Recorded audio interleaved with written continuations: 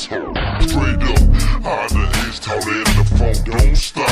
Watch the trunk pop and the All right. What's happening, y'all? What it do?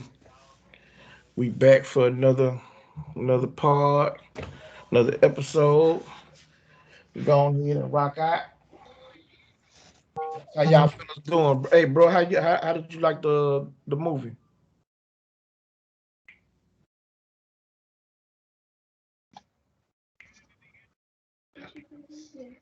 What'd you say, bro? No, I was asking how did y'all like the movie? Oh, we actually went to see Sing 2. I forgot I told my wife we'd take him to that instead of Spider-Man because I think Spider-Man gonna show up on Disney here pretty soon. So figured Y'all I'd want to go just see wait. what? Sing 2. It's an animated movie. Oh, Sing. Yeah. Yeah. So I took him to watch that because I think Spider-Man Multiverse is gonna show up on Disney in probably a couple of weeks or so. So, we can just watch it on the TV at the house Right on, instead right of on. spending the money. Seeing may take a little longer, even though it is a Disney. I just get this feeling that they're gonna put Spider-Man on there probably a little quicker. I could be wrong though, but anyway, it was good. It was good. Yeah, that's what's up. What's up, Dre? You enjoyed your Sunday, man? Oh yeah, man. I spent time with my little man. Had to drop him off, finish off my holidays. Already. Happy New Year to you fellas. Same to you. I know y'all got to enjoy some good food and stuff like that. You know what I'm talking about? I ate up all that gumbo. Now we ain't do no gumbo, man. We pork eaters down here up here, man. You know what I'm saying? Chitlins and hog balls, baby. Black eyed peas with a little bit of cabbage, macaroni and cheese. You know what I'm talking about? It goes He a down. pork eater. I was I talking don't do about them. the I gumbo. don't do that. I was talking about the gumbo earlier. I still got some in my freezer. Or you put some in your freezer. That's what I was Yeah, I Yeah, asking. had to. I had to we freeze got some. some in our freezer too. We got some in the freezer too. And I And told my mama it's what you said, and I let her know if he ever pop up down here, mama call me.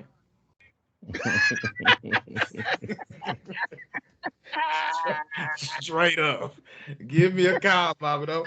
Don't fix up no bowls until I get there. Just call. See, I was trying to be on your side, Aunt. You know what I'm saying? I was telling her she want to go and put some extra stuff in it. Go and put some extra stuff in it. I don't mind trying some things, but nah, man, I'm with Tony. Take all that stuff out. But you definitely ain't coming now. You know what I'm saying? You definitely can't show up. I just don't want no gizzards in my gumbo, man. We ain't finna Just do don't that want no again. We gizzards ain't in my doing that gumbo. again this week now. We ain't doing that. All right, man. Let's go on ahead and go on and get crunk up. Right quick, Dre. Let's pick up where we was talking about before Tony came in. Um, with the Christian Wood um scoop. KPJ issue with the Rockets right now. Because Yeah, you told me something that I didn't know about Scoop. You know what I'm saying? Like I hadn't heard that with him. yeah, So yeah. just trying to kind of let us know, what went down. Yeah, if you research it or just just go really just look at the news from yesterday's game. Two incidents occurred with the Rockets during halftime. Christian Wood and KPJ got in a little argument, altercation with Coach Lucas, John Lucas, who is very respected in the league. Former NBA player, great in rehabilitating players from either drug abuse or conduct, even just training them to get them better on the court. He's very well respected. From LeBron James on down. So to hear him getting in an altercation with two young players is kind of disturbing. And it don't look good for those young players. You know what I'm saying? Most people are going to tend to lean towards John Lucas on this situation. So to hear KPJ get in an argument with John Lucas to the point where he leaves the arena, at halftime, that don't sit well with a lot of, not just me personally, but I know a lot of Rockets fans didn't like to hear that, and they already asking for him to be traded. And Christian Wood, who was already being rumored to be, in talks for his trade rumors going before the trade deadline, to not refuse to get on the court. And, I guess the coach cleaned it up in a post conference and said that he told him not to go in the second half. He was on punishment or whatever for breaking some rules. I didn't quite understand that personally, but I hate to see it because I was a fan of both. Even though I knew it wasn't a KPJ and Green wasn't the perfect fit, they're exciting to play with each other, but not a fit for as building something for the future. And I was hoping that at some point might be some good trade value in KPJ and Wood to bring back some valuable pieces for going forward for the Rockets. But and I like the fact that he came down here and really was playing good. KPJ dropped 50 last year, had some good games this year. He's a very talented player. So I hate to see young, talented guys like that with the attitudes, the prima donna mentality, as you said earlier. I just hate it. I really do. Yeah, bro. So now what I had heard when the game started, because it's like tight starting, and I'm like, so his dude hurt, you know what I'm saying? But then they said that he had violated a team rule or whatever. That's why he didn't start. But when you look at it, he only ended up with like 1 point or no points and like one rebound, and he played in the first half. You know what I'm saying? And this ain't the first time that he did something like that. Well, um, he ain't getting the ball as much as he think he's supposed to, or as much as he want to. You know what I'm saying? And so he kind of pouts. You know what I'm saying, in the game, and so he's not engaged, and you're not getting maximum effort for it. And I'm glad that Lucas called him out on it. You know what I'm saying? Because it seems like Silas ain't really the type, to really get up in people's face and yell at him or whatever. But it's good that he got somebody on his coaching staff that's willing to do that, to play the bad cop, and he can be the good cop. You know what I'm saying? Because if you don't got that personality, he needs somebody that can at least do that. And like you say, John Lucas is respected, not only around the league, but definitely in his franchise.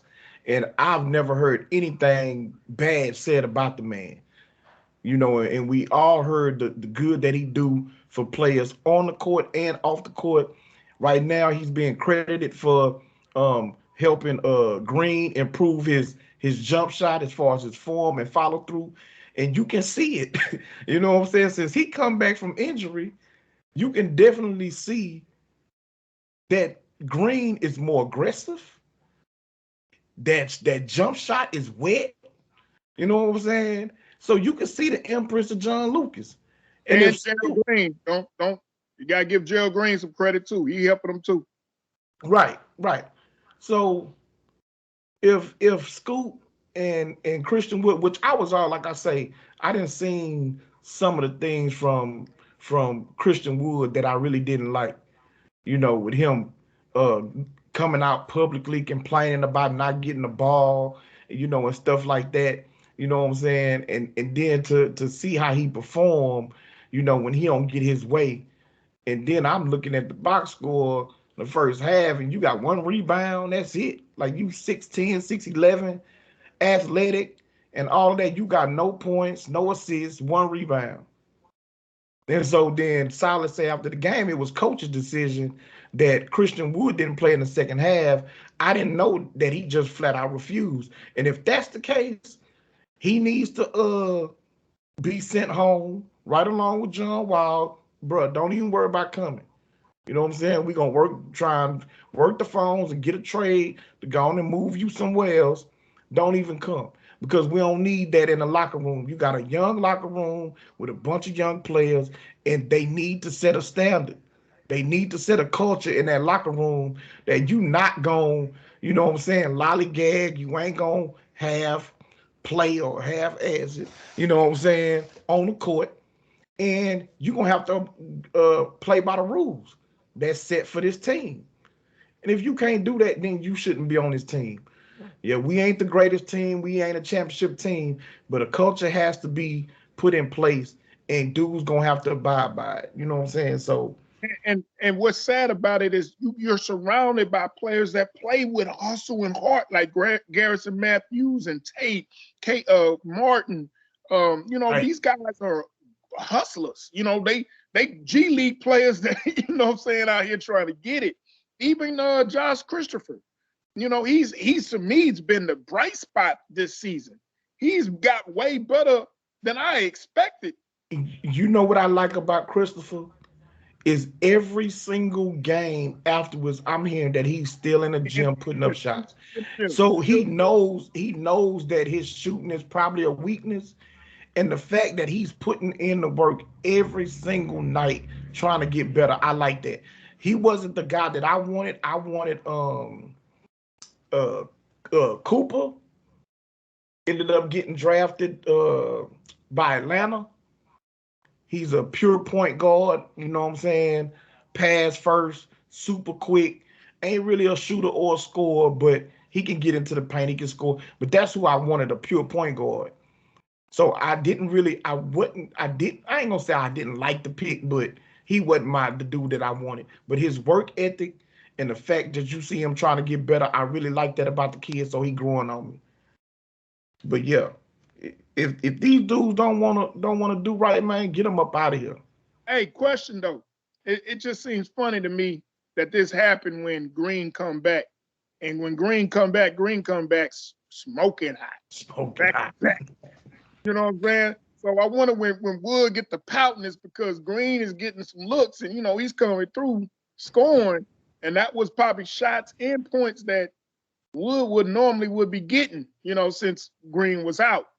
So I wonder if that's just part of it. But we'll see. It could be, like I say, dude gets into a little mode where if he ain't getting the shots he think he should be getting, or if the offense ain't revolving around him, he gets to pouting, he wants to complain, and those types of things. In my neck, bruh, you ain't no all-star. You ain't been voted on no types of teams. Like, this is you just now, last year, was starting to be recognized as possibly being a good player. You ain't earned the right to try and poke your chest out and think that you supposed to get something. You still supposed to be working to improve your game and to show teams that you can be, at least a number two, number three option. I don't think he's a number one option, but that you can be a legitimate piece for a team. And you coming out with this attitude like people owe you something, bro. Like, that's not gonna fly. So why he still got some type of value? Get him up out of here, man. Yeah, somebody in his corner, his family, is somebody not directing him right, because it's a contract here. Like, you should be keeping your mouth shut, just play ball. Well, it ain't a contract yet. He got one more year. Remember when he came to us, he signed a 3-year deal. Okay. You know what I'm saying? So he got one more year, but he ain't getting paid a whole lot of. His contract is easily movable. You know what I'm saying? So if I'm Houston, get him up out of here. You know what I'm saying? But man, let's go on ahead and jump on this football. So Packers lock up the number one seed in the NFC with that win tonight. Do y'all want to talk about it? It was a blowout. It wasn't, you know, all that good of a game. Ain't nothing to say, man. Once we talked about last week, I think once I knew Curtin Cousins, Cutting Kurt, Couldn't Kurt. Cutting Kurt. Once I had to get it right, man. You know what I'm saying? It didn't sound right coming off the lips when I said it. Right. Had to get it right. Cutting Kurt. Yeah. When I knew he wasn't playing, I knew the game was over with. You know what I'm saying? I guess I watched a little uh, while I'm at the movies with the kids. trying trying to have a little something to add to the show when I came out because I knew my brother was waiting on me when I got out. Trying to watch a little of it, but yeah, man, I think after a couple of plays or so, I was like, yeah, this ain't. Wife over looking at me cross-eyed. Let me go ahead and put the phone down, pay attention to the movie. But yeah, we knew once he was out, it was over. But looking at how I was playing in the beginning, though, I do think if Cut and Kirk would have played, it would have been a better game than what it ended up being. I think it would have been a better game. But it is what it is. You know, they got the number one seed. They get to buy. Everybody got to go through them to get to where they want. Yeah, I didn't put any stock in the game, or think that Minnesota was going to be able to play with Green Bay over 4 quarters without cutting Kirk. You know what I'm saying? They just weren't going to be able to stand in front of Green Bay like that, especially in Green Bay. Now I do agree with you. If he would have been there, I think it would have definitely been a much better game. Did Thielen play? No, he got hurt. I think he out for the season. Oh yeah. So Yeah, yeah, he they, out they for the definitely season weren't going. because They definitely weren't going to win, even with cutting Kirk. But it would have been a better game because I you're don't right. know, man. That first That half, it's like Green Bay really couldn't get themselves going like they really wanted to. What you got, Dre? That's a bad man. MVP, number one seed. Next.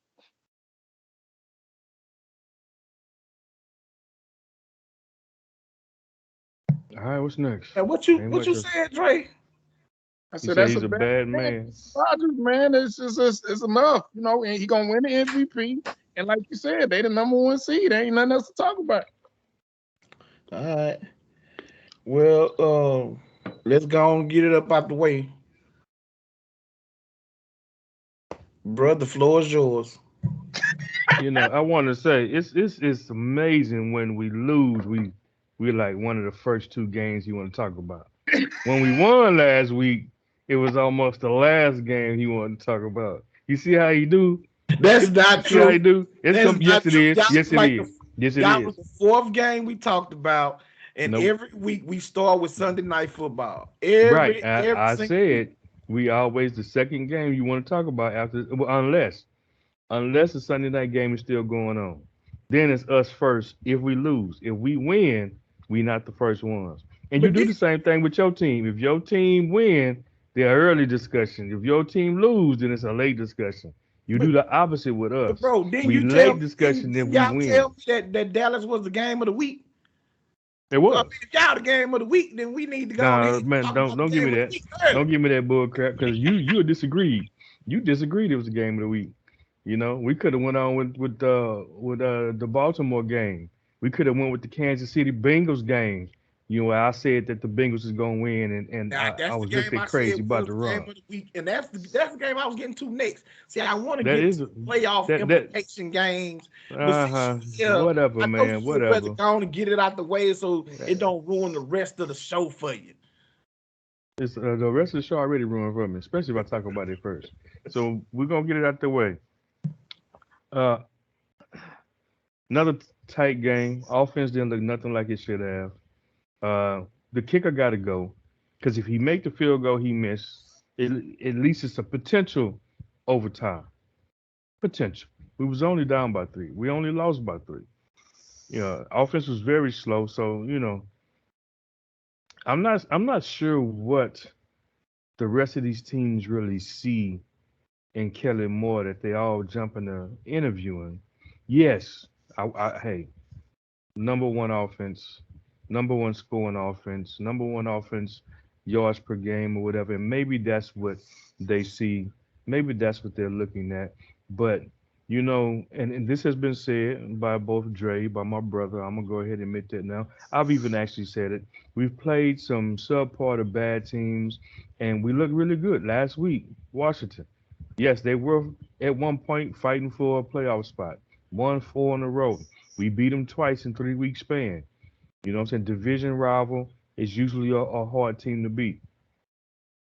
But we look really good against the subpar to decent or bad teams, and then we look subpar against the good teams, in my opinion. Even though we've kept it close, I think we only really got blown out once, and that was by Denver, which is not a good team.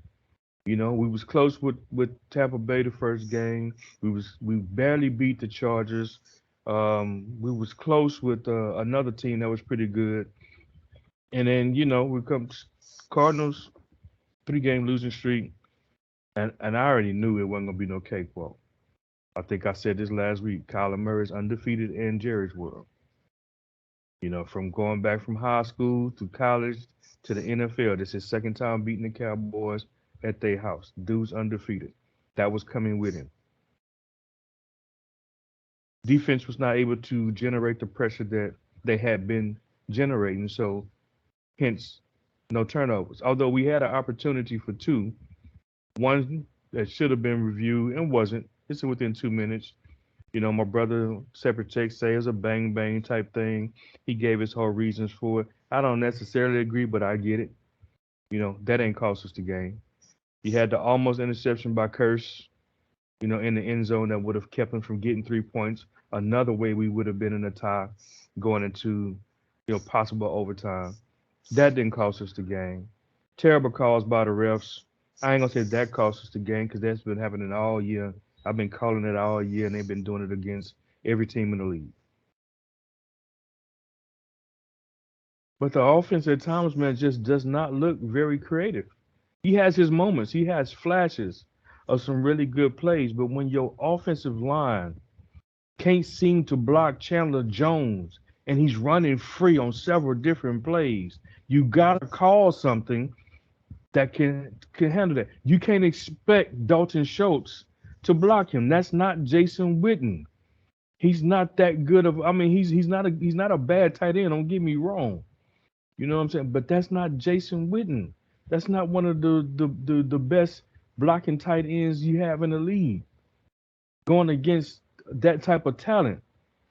You know what I'm saying? That led to Dak stepping up and ball getting punched out, causing the fumble. You had another time where he actually fumbled the ball. We just got fortunate to get it back. He doesn't have the time he need in the pocket to try to make throws. You know what I'm saying? We playing against a banged up secondary.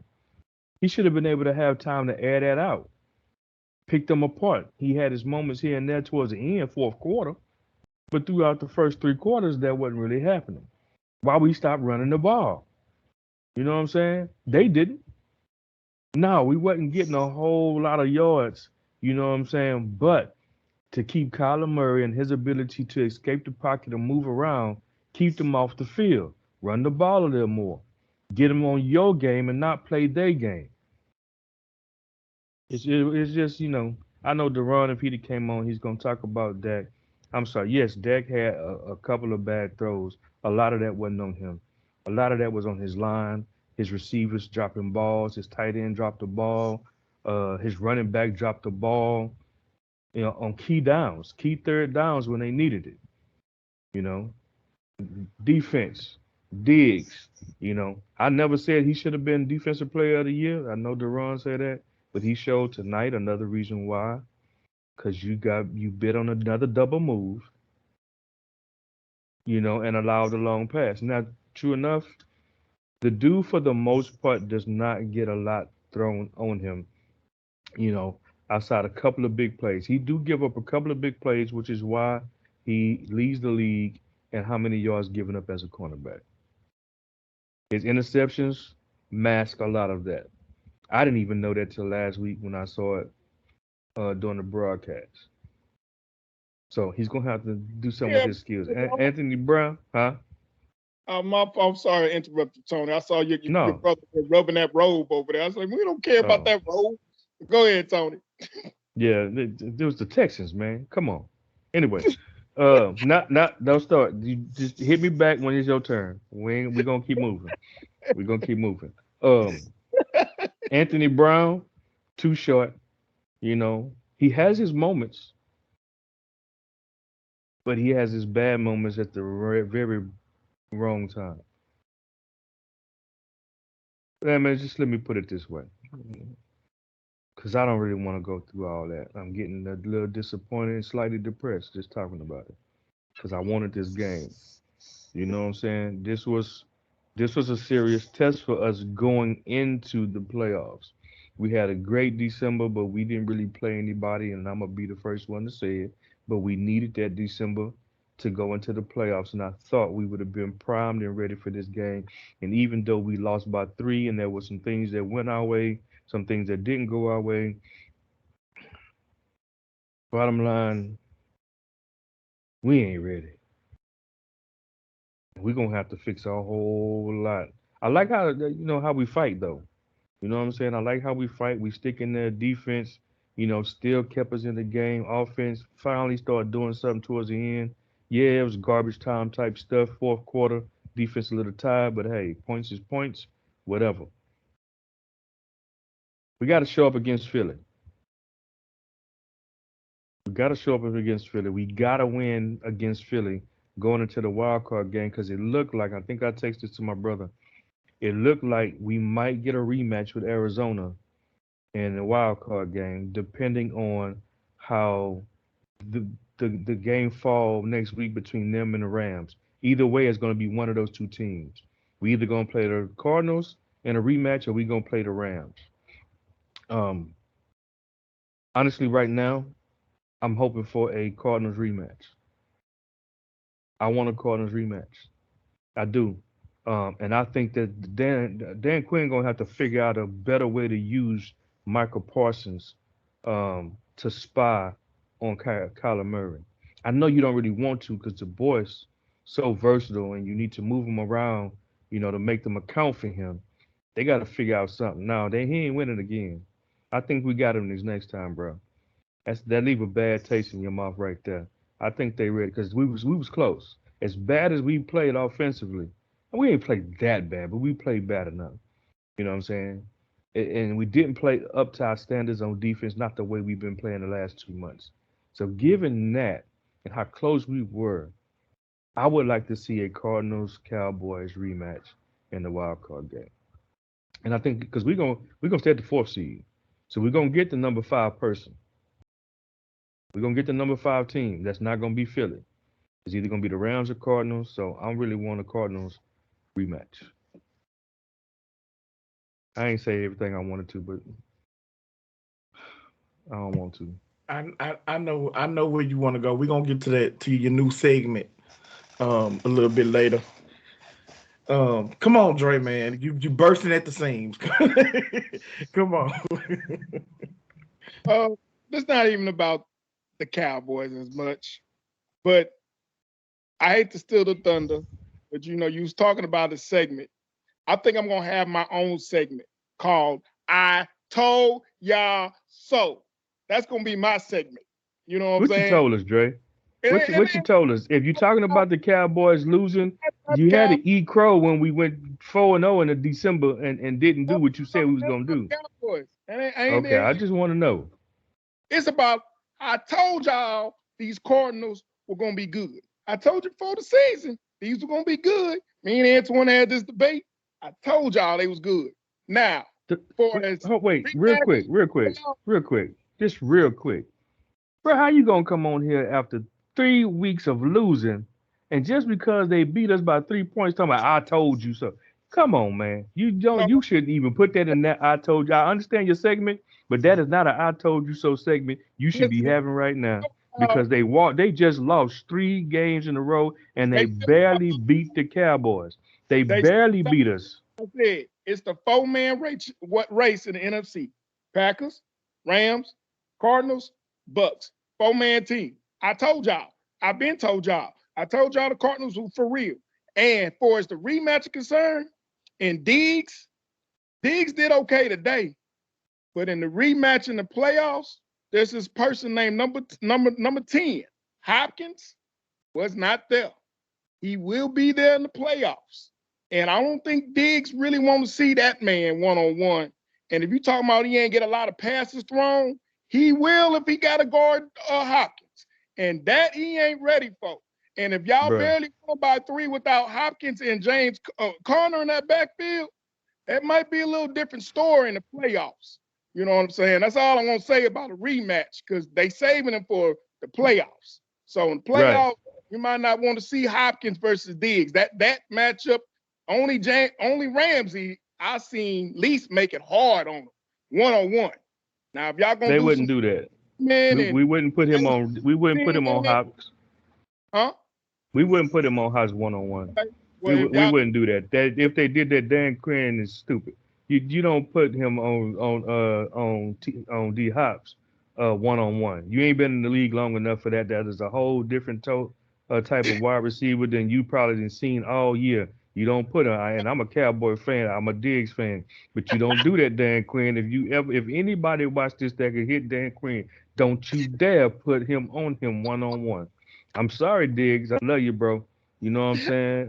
Man, you got a good career coming, bro. But I'm sorry, we need the W. We need to go to the next level. Bro, you cannot handle him 1-on-1 by yourself. I'm sorry. You going to need a little help.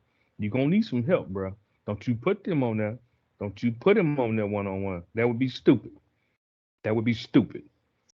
okay, well, AJ Green, I get AJ Green. You put him on AJ Green. Heck, I took AJ Green out of my fantasy team because I was afraid he wasn't gonna do nothing today. So I understand AJ Green.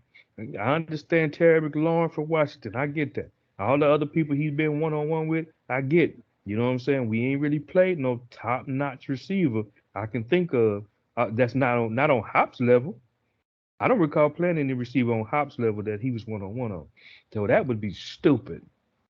Don't you do that. Don't you do that, Dan Quinn. Q. Q, listen to me, Q. Don't you do it. Don't you do it. We need to win, bro. Dang, bro, We need to you win. putting tears in my tears in my eyes, laughing at you. He'd be on my segment. We gonna talk about my segment later, but he'd be on my segment. He did that. So yeah, so a couple of points, man. So I agree with my brother when he talks about Dallas not running the ball enough. Running the ball ain't always or necessarily just about having 100 yards rushing or 200 yards rushing or whatever. Like even if you struggling running the ball, it's to force your opponent to have to play the run. You know what I'm saying? It's to force them to dedicate themselves to stopping your run game. So even if you picking up 2 yards, a yard, 3 yards, for the first 10 carries, you still got to keep turning around, handing that ball off, and forcing the defense to have to play the run. If you abandon the run, well, now the defensive line gets to pin their ears back. And what Arizona started doing a whole lot of is blitzing, where like they not worried about the run, they ain't worried about a screen off the blitz or nothing. They just blitzing, trying to force Dak to get rid of the ball quick. They got burned on it some, and other times they was able to get deflections or what I'm saying, force him to throw the ball before he want to in a errant throw or whatever. That's the issue. I think the Teletubby had like less than 30 9 yards carries. rushing a day. 9 carries for 37 yards. Oh, okay, so barely over 30. Like that's just not gonna get it done, especially with a running back like Zeke.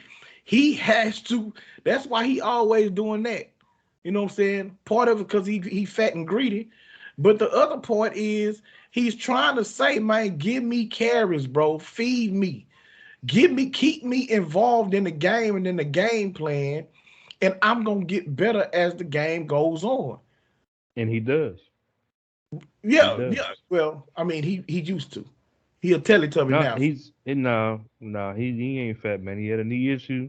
He's got the brace on. Dude look a little faster these last few games than he did earlier in the year. He don't look like he did when he came in it. I ain't saying that, but he look a little faster than he did a good stretch of games there when his knee was really bothering him. But still, there's a stat. Not to really cut you off. I'm sorry. That's a stat that if he get 20 touches or more, we won X amount of games when he get 20 plus touches. You didn't even give 20 touches to both running backs. At least do that. At least 20 to 30 touches between both backs. You know what I'm saying? You really should be giving like 40 between both of them, in my opinion. But you know what I'm saying? At least 20, 25, 30 touches between both backs. And would do like my brother say, keep the defense honest. Make them start coming up to try to stop the run. You know what I'm saying? It opens up the pass action a little bit better. It opens up some screens. You know, they can't. They not even able to do the little dump off screen they do to CD Lamb this game because they playing the man to man and they not worried about being up on that line. Right. You know what I'm saying? So yeah, go ahead, bro. I'm sorry to interrupt you. I No, just no, you wanted to agree good, with you that. good. So I agree with that.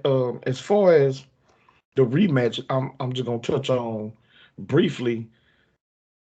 I kind of agree with Drake because DeAndre Hopkins makes that offense completely different from what we've seen over the last month with Arizona. He is definitely Kyler Murray's safety blanket. Third down, just like how Tennessee did my boys last week, where every time um uh the quarterback, I can't think his name right now. I am telling you. Yeah, Tannehill, every time it was 3rd and 8, 3rd and 7, they needed to keep the chains moving. He going to AJ Brown. AJ Brown. Yeah, every single time. You know what I'm saying? Because he knows that dude is gonna get open. You put the ball in his area, he gonna come down with it. That is what um uh Hopkins is for Kyler Murray. And then they had success running the ball with Edmonds, and he ain't even a starter. You know what I'm saying? So they'll have Connor back. Now, I don't think Connor's a great running back, but he's big. He can catch out the backfield, and he Yeah. gives them that other element where they force you to have to defend the run. And if you have to defend the run, then you got to worry about Kyler Murray running around, and you're trying to worry about DeAndre Hopkins, and they got Christian Kirk who's the speed. Like then they offense is different when they got all their weapons there. You know what I'm saying? Hoping I don't Zach. think Edmonds ain't really do all that great, bro. He was a 2.9 average per carry, 18 carries for 53. He ain't have a But lot of those success. that's why I say You know what I'm those saying? Now carries Connor, I get what forced you're saying y'all as to far as play. Connor. Those carries forced y'all to play them honest. Y'all couldn't Right, just sell out with your pass rush to get after Kyler Murray right, and because that's what I was dude saying is earlier. he wasn't just breaking big run, but he had a couple of them where he popped and he got 11 yards. He got 10 yards. You know what I'm saying? So those other carries were smaller, 1 yard, half a yard. You know what I'm saying? But your defense had to keep that in their head. Dallas didn't do that. And so from that standpoint, I agree with you when you talk about you don't understand why everybody's drooling over Kellen Moore. He has shown, but I said this earlier. I don't know how many weeks ago, but I said y'all was playing somebody else. I say both those guys, the offensive coordinators, was basically putting in showing their resume for head coaching jobs. And as an offensive coordinator, the way that you get a head coaching job is by throwing the football. Yeah, but you You know gotta what I'm have saying? some. You gotta score some points. You gotta win some games with that, man. Right. And then that's what y'all got the number one scoring offense. Y'all got a number one Uh, passing attack, or as far as yards go. That yes, don't happen if you turning around handing the ball off to a running back and you are a run first team. it should Unless though. That's part of unless it. your run game is dominant. You know what I'm saying? And Yeah, then you got the passing game to feed off of it. Outside of that, offensive coordinators trying to get their bones with throwing the football and having those types of things. I was shocked the best play, most explosive play y'all had wasn't even from Dak. It was from the wide receiver who had the little misdirection throwback play to Pollard, who was wide open by himself. You Cedric know what I'm Wilson. saying? Oh, Cedric Wilson, yeah. He took a little too long to sell it though, because probably would have had that should have been a touchdown. He took a little too long to throw it, But yeah, but dude, it was a because good play. Pollard It was came wide at a open. good Wasn't time. nobody over there with him. I was just Right, happy to see but it some. took so long to get there. Is what I'm saying. You was happy What you what? say, Trey? I said I was just happy to see something creative for a change. I mean, he's had his moments. Right. You know what I'm saying? But he don't. He doesn't seem to be very good at making adjustments in the game.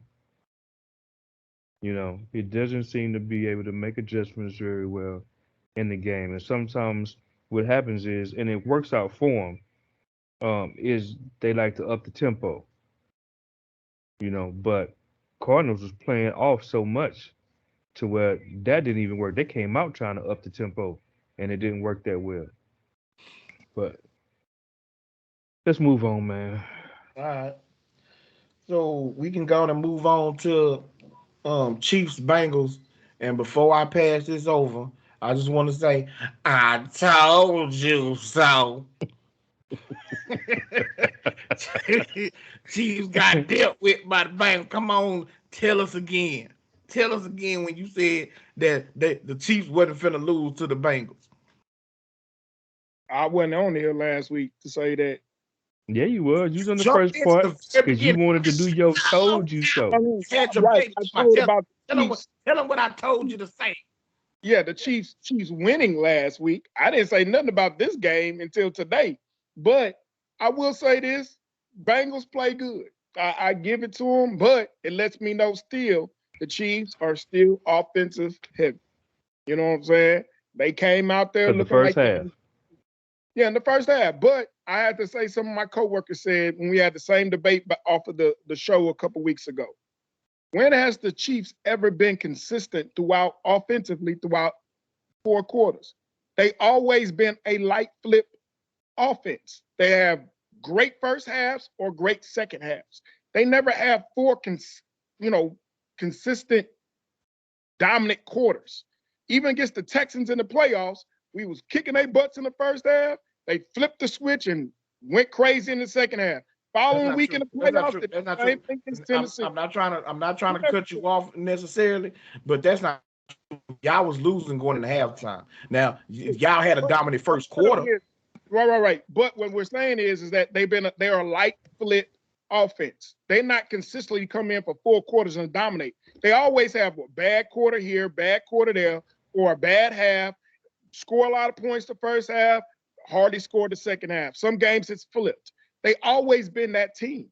They never been a team that just come in there 4 quarters and just kill you. They always a flip. They're not the greatest show on turf type offense. Yes, they can score in quick and they can score a lot of points, but it's always in bunches.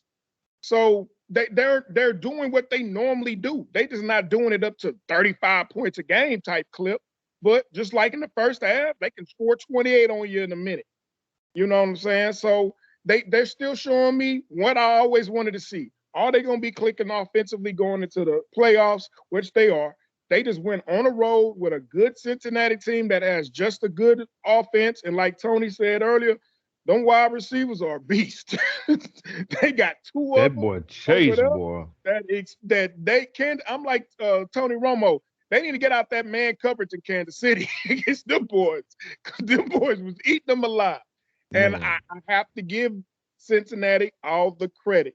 That boy Joe Burrow and them wide receivers in that offense and what they building over there is looking really, really good. Really, really good. You know what I'm saying? Do I think they beat Kansas City in Kansas City in the playoffs? No. Especially when they have that boy Edwards back there, running back, coming in the playoffs. But yes, in this game on this Sunday, in this situation, they hit Kansas City in the mouth. They found their weakness, and Kansas City better do something with that secondary. Now, they don't have to worry about that type of potent offense outside of Cincinnati in the AFC. You know what I'm saying? Buffalo got one good wide receiver. You know what I'm saying? I can't think of no other team. I don't see the Patriots doing that to them. Tennessee mate with A.J. Brown. Well, Julio ain't the old Julio. If he shows some flashes of his old self, maybe Tennessee, but I don't have faith in Tannehill. And if with Derrick Henry come back, they toting that rock. So I don't see another offense outside of Cincinnati doing that to Kansas City. You know what I'm saying, for as the playoff is concerned. But this week, I give them, they have not only they have that potent offense, but they have a decent enough defense to make it difficult, in which they did in the second half for Kansas City. I can't necessarily disagree with much. I agree with most of that for the most part. Um, I do think they have an opportunity to beat them in Kansas City, though.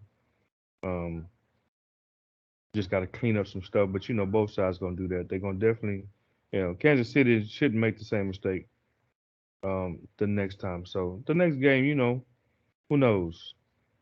But it's man, you got so many weapons. You got Mixon, you got Higgins, you have Chase, which is a beast. That boy is a stone cold beast. You know what I'm saying? You got the tight end who can do something here and there when they use him. Since Higgins got back, his touches has gone down, but they are loaded. They Yeah. are just as loaded, if not more loaded, than the Cowboys are. They just able to, you know, pull some games out, make some better decisions. They play calling is a little better than what the Cowboys are being, and I don't know what's going on with that. I'm not going back to that. But I said last week, I think you got off, Dre, and I was saying with Deron and my brother, this game right here showed me a lot for Cincinnati. And I said, if they can beat Kansas City and they go ahead and went out and beat Cleveland, this is a dangerous team going into the playoffs. Yeah. I could see this team getting to the NFC Championship and potentially winning and getting to the Super Bowl. This is a team nobody's going to want to see in the AFC come playoff time. Yeah. I And agree. they proved that to me today that they can play with the best of them. And right now, Kansas City number one seed. That is the best of them in the AFC.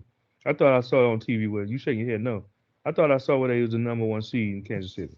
Tennessee overtook the number That's one right. seed. You're right. You're right. You're right. I saw Tennessee end up taking the number one seed because they won the day and Kansas City lost. You are correct. My bad. But I don't see I don't see Tennessee hanging with Cincinnati. Uh, in a shootout. They both got defense about the same to me. Defense about the same. Cincinnati got better receivers, better quarterback, better running back right now. I don't see Tennessee beating them. Now, I'm not saying it's gonna be a blowout. I don't think it'll be a blowout. I don't see Tennessee beating them. I think Tennessee can match up pretty well with Kansas City, even though Kansas City has weapons and all that too. I think their defense can hang with Kansas City just a little bit better than I think they would with the Bengals, given what they got. Because again, Chase is a beast, and Higgins ain't too far behind.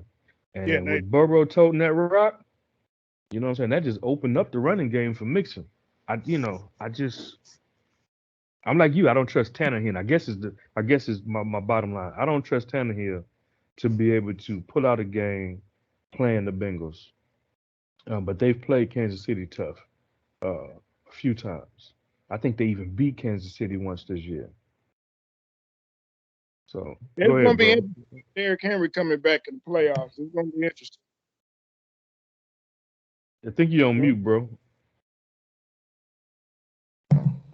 Yeah, so that's what I was gonna get to. That King Henry is due to come back. That's what evens the playing field because Burrow and Boyd and Chase and Higgins and Mixon can't score no points if they watch it from the sideline. Now Okay, now Tannehill ain't. real quick before you get into this, so you guys, when is Henry coming back?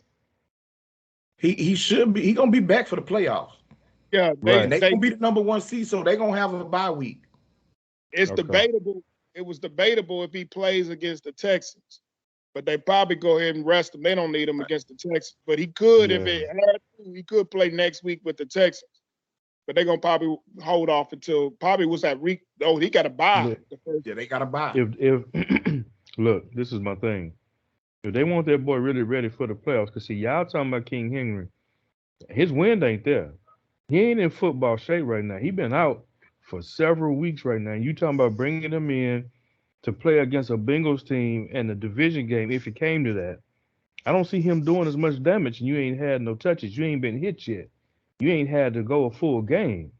You see what I'm saying? So King Henry may not play that big of a part in the game Yeah, if you but wait that long. But this is the he thing. got to do what's Even best. he don't have to have a great game. His presence alone is gonna change how they have to play Tennessee. And they got to He's stack gonna the box. demand that respect, and so even if he don't carry the ball 25 times or nothing, and he really ends up only carrying it 15 times. The other running backs that they have can contribute, but when he's on the field, he's going to change their defense. He's going to change the way that they play them. Now, we ain't even really, I'm not really even trying to talk about Tennessee because they didn't play. I want to stick on this game. I just wanted to put that in there that Tennessee with Henry can play with anybody in the AFC. They've proven that. They can play with anybody. The thing for them is defensively, if the offense don't come out hot and scoring off the muscle, can the defense keep them in the game long enough so that Henry isn't then, you know, you can't even use them like you really want to because you down 2 or 3 scores early. That's the only thing. But back But to this game, you can't keep Cincinnati off the field if he's not that effective in the game. I still don't trust Tannehill, and if he ain't able to run 20 plus times, you know, this is my thing. I don't see him doing 15, 20 touches if his first game back is against the Cincinnati Bengals, because they can jump out on you so quick that it changes your whole game plan. Because now Well, you all playing that's from that's behind. that's the point that I made. As long as the defense can keep them in a situation where they're not down multiple scores early, they still gonna have to deal with AJ Brown. They still gonna have to deal with Julio, and Julio ain't old Julio, but you still got to give him that respect. Like, you know what I'm saying? Because he is a receiver that can beat man-to-man coverage, one-on-one coverage. So you're gonna have to give him that respect.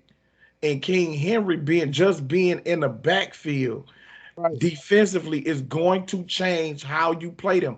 You not gonna sit up and say we're gonna have a light box and King Henry gonna have to prove to us that he could do it. No, because he will destroy you.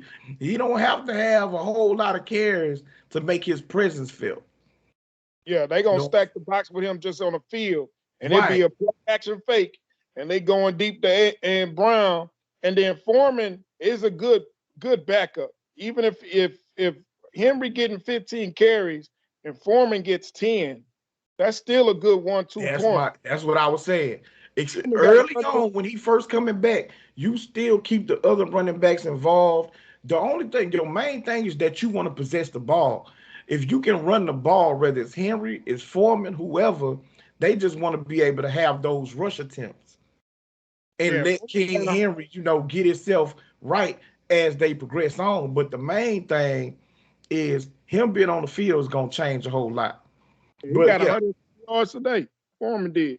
yeah. So for this game, I was impressed by Cincinnati. They came back to beat Kansas City where they was down, and they came back and got them boys. And I said this last week. That team is gonna be dangerous. They got weapons galore. Only thing that they gonna have to address moving forward is the offensive line and to add some playmakers on defense. They do that, man. Ain't nobody gonna want to see Cincinnati. And like my brother say, too many people don't want to see them now, and they ain't even, really got that many playmakers on defense, and the offensive line ain't all that great. You know what I'm saying? Nope. And teams is gonna be scared of them now. Let them get, a top level offensive line. Let them get, a couple of playmakers, a couple more playmakers on that defense. So yeah, I was impressed by Cincinnati. Um, I'm not finna, say nothing bad about Kansas City. It's just I don't feel like Kansas City is, what they've been in years past. Teams have leveled the playing field, and so I do believe that a Tennessee, that a Cincinnati, that the Chargers, if they don't shoot themselves in the foot, if they not making the self-inflicted mistakes that they do, I believe the Chargers could be Kansas City. They've already proven that they can this year. Kansas City ain't. I don't think they just gonna run through people like they have in the past, and that's been my main, thing when I talk about Kansas City, this whole year. So Kansas City gonna have their work cut out for them. Um, That's something else my this, boys need to do. I forgot to mention. I'm gonna mention one more thing. They need to stop shooting themselves in the foot, man. We have way too many penalties. We commit way too many penalties. It's just ridiculous. But all right, what's the next one? uh, well, I guess we can all go on here and Hey, jump on look, this other one. Dre, come on, talk to us, baby. look, before we finish, yeah, let's limit our games a little bit because I want to mention about Antonio Brown today. Oh yeah, yeah, I we want gonna to get talk on that. about that, and Yeah, then get to my little segment. Ain't gonna be that long, but okay. yeah, but Go ahead to like this I said, Niners only Texans thing, game, man. only thing I'm really trying to do is Drayden went find decided to turn his games. lights off. Nah, that wasn't on me. That wasn't me. That was my baby. She did that. Yeah, I'm only really trying to touch on games that had like playoff implications outside of this here game we finna discuss because we have a resident Texan fan on the Mhm. podcast, so I want to go Mhm. ahead and give him a chance to talk about his boys. My boy is at home chilling, getting paid 30 million. I But that told ain't what you said. That ain't what you said in the chat. In the chat, you was talking about all the players off the practice squad and all of that y'all had to deal with. So don't try y'all. and abandon them now. I said them boys on Kirby. Not that other that team that resides in Houston. We don't even deserve Houston in front of their name. And they sure enough don't deserve Texans because they don't even play football like Texans play football. So I'm not Talk, even going to discuss that team. That talk team to is garbage. talk to us about the squad, man. That team, when watching that game against the Niners, because I was hoping, even though I picked the Niners to win, I was hoping the Texans play spoiler, you know what I'm saying, just to see if you was going to actually have a show tonight. I felt if the Texans would have won, he would have pushed this back to like Wednesday night. You know what I'm saying? I work Wednesdays. No, I wouldn't know. You wouldn't want them, the Texans of all teams to almost put the 49ers in danger of missing the playoffs. But anyway, watching that game, um, two things. First half, I was really, really mad about Shanahan because I'm a big Kyle Shanahan fan from when he was with the Texans as the offensive coordinator. And I noticed, he's a great play caller, very creative in formations and pre-snap movement. Him and Sean LeVay are my biggest. I love them as offensive coordinators and play callers. But one thing, Kyle, I think both of them actually, I think is a weakness is in developing young talent.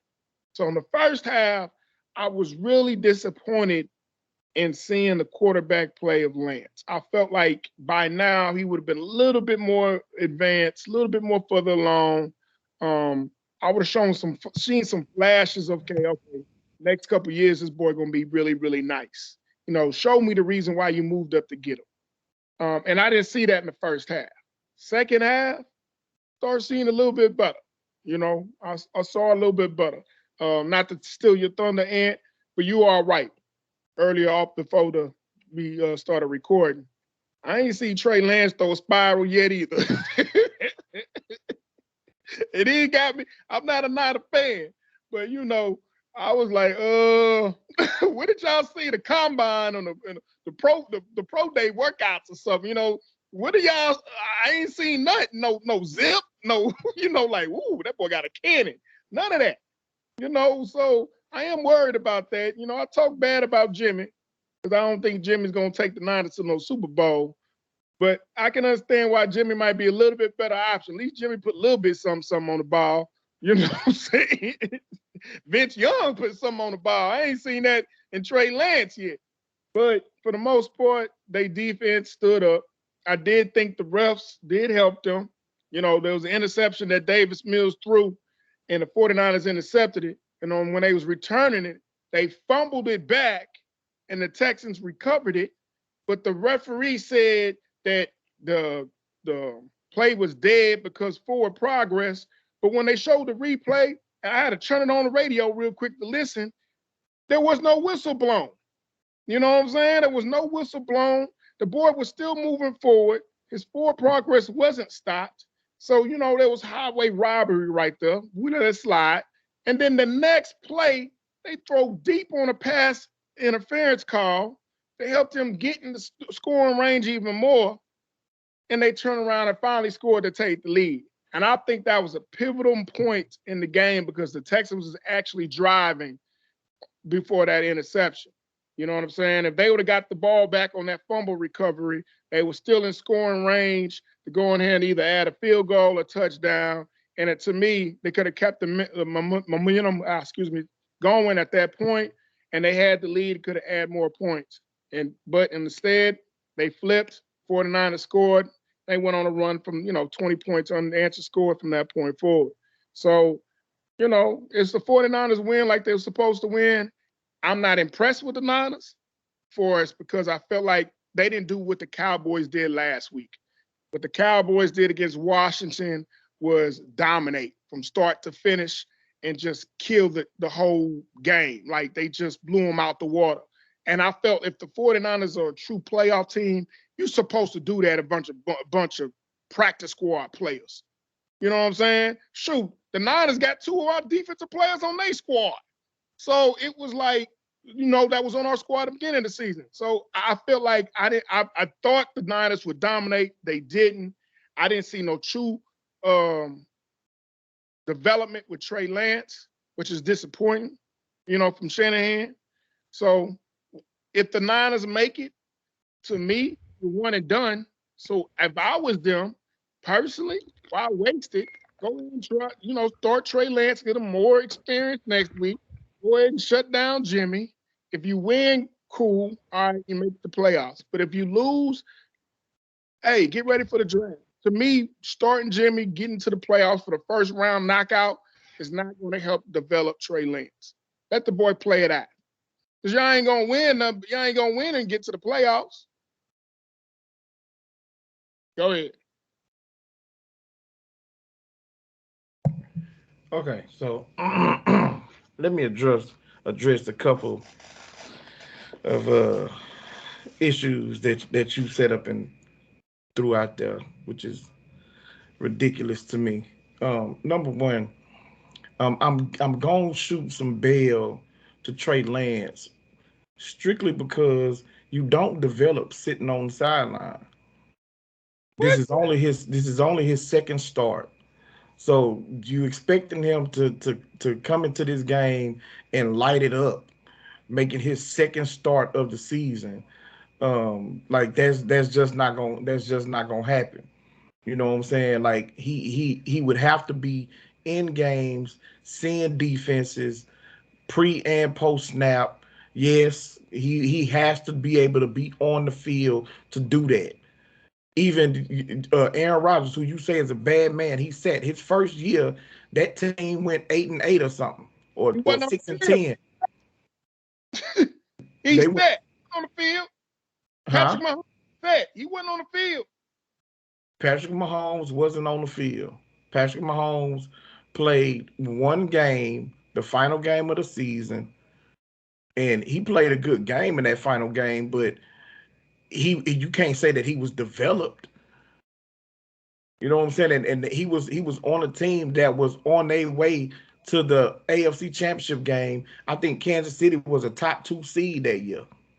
You know what I'm saying? And so he can't just hit. Matt Flynn had a great game, the final game of the season. Like, depending on who you playing, a bunch of dudes then checked out. They ready for the game, the season be over with. Like, you can't, that's not apples to apples.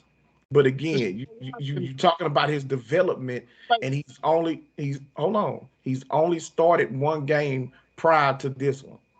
So I wasn't expecting, noting the 49er fan was expecting Trey Lance to come out and hit the ground running and look like, a world beater. I don't expect that, but you expect guys to play better than you see Trevor Lawrence shows flashes of, okay, you know why he's the number 1 quarterback. You've seen Zach Wilson played first half today that was, lights out. He's played some good quarters here and there Yes, throughout but the how game. many games has he played, Dre? How many Yeah, games has Trevor Lawrence played? but Like you I talking, you what? comparing. Hold Come on, on, I fam. watching his first 2 games, game and a half. He lighted up and go in the first 4 games of his career throwing 3 touchdowns for 300 yards per game. So no, Who I did that? see Deshaun Watson. Bro, first of all, Deshaun Watson played when he did come in and play. He was playing in a system that he was playing at Clemson.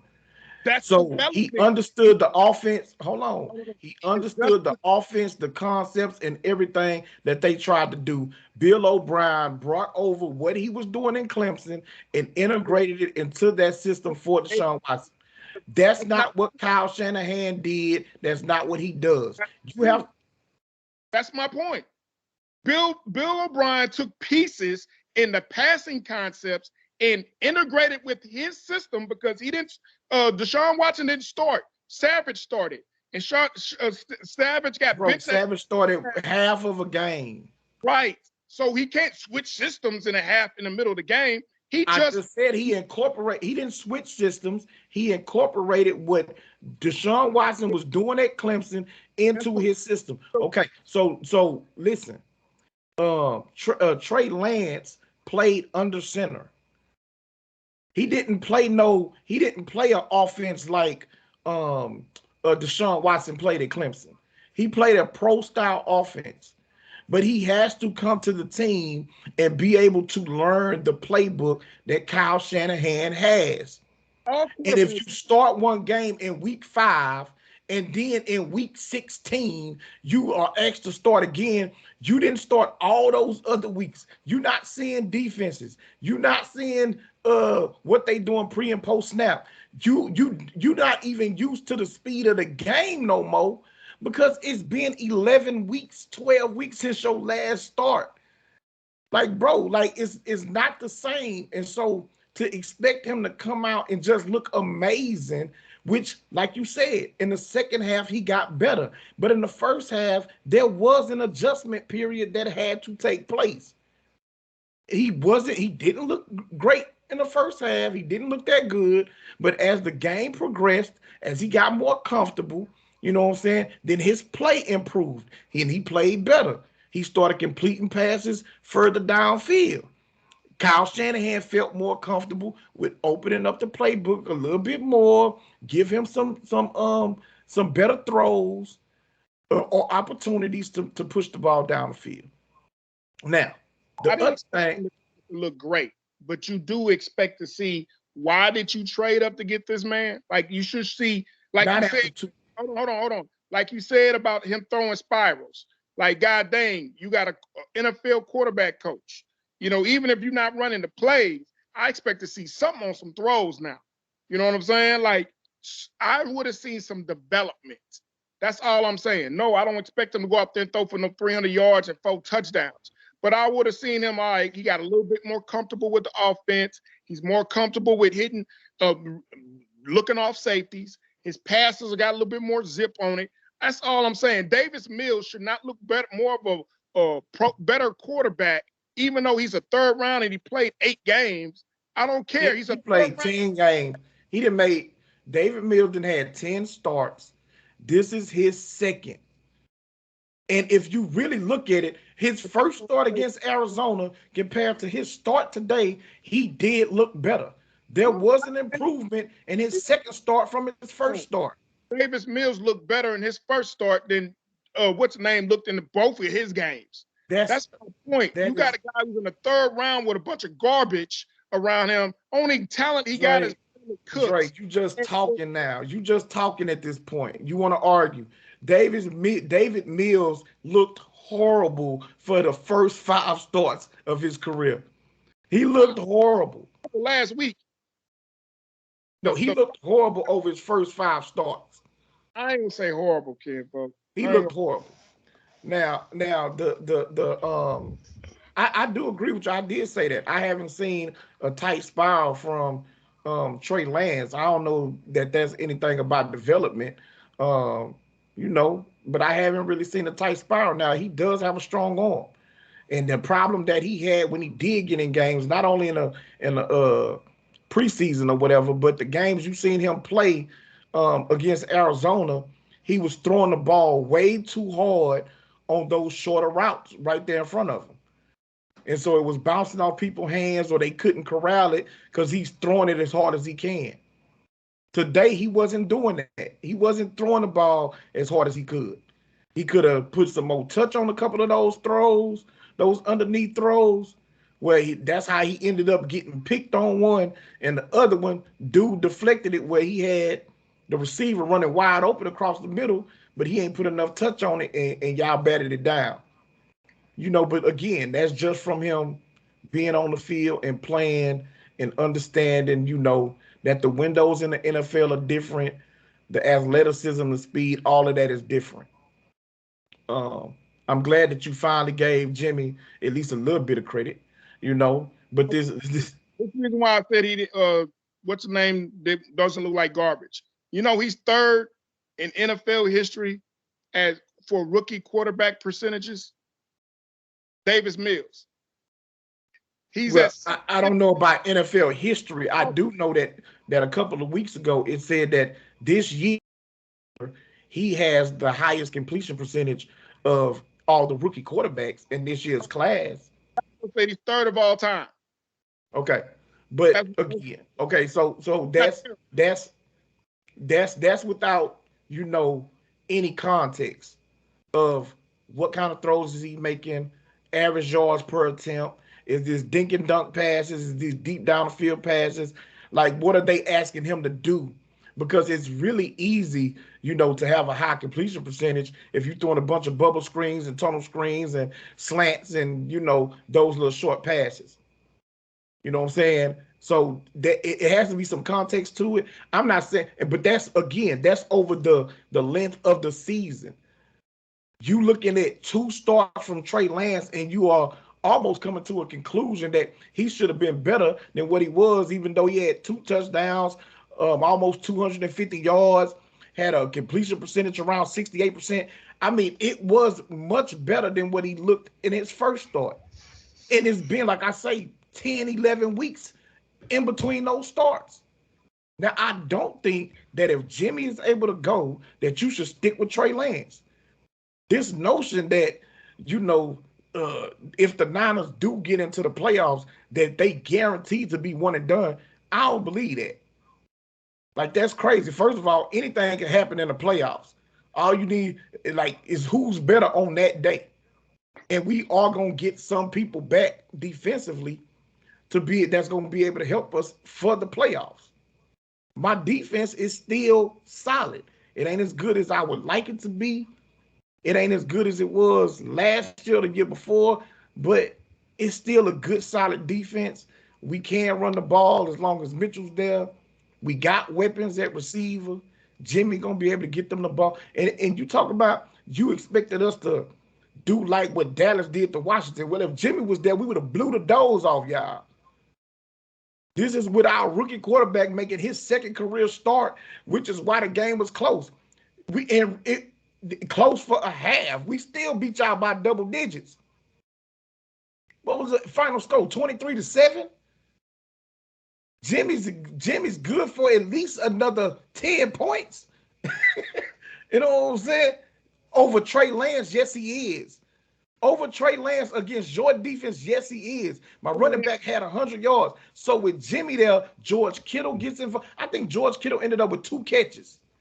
Which is making me mad. He need to pick it up, man, on my fantasy team with these old boo-boo numbers. It ain't really. Well, he was on the tail. You know what I'm saying, with Jimmy for like he ain't do nothing straight. last week. Huh? And said he ain't do nothing with Jimmy last week. But yeah, Jimmy broke his thumb. He broke his thumb last week, so that kind of hurt.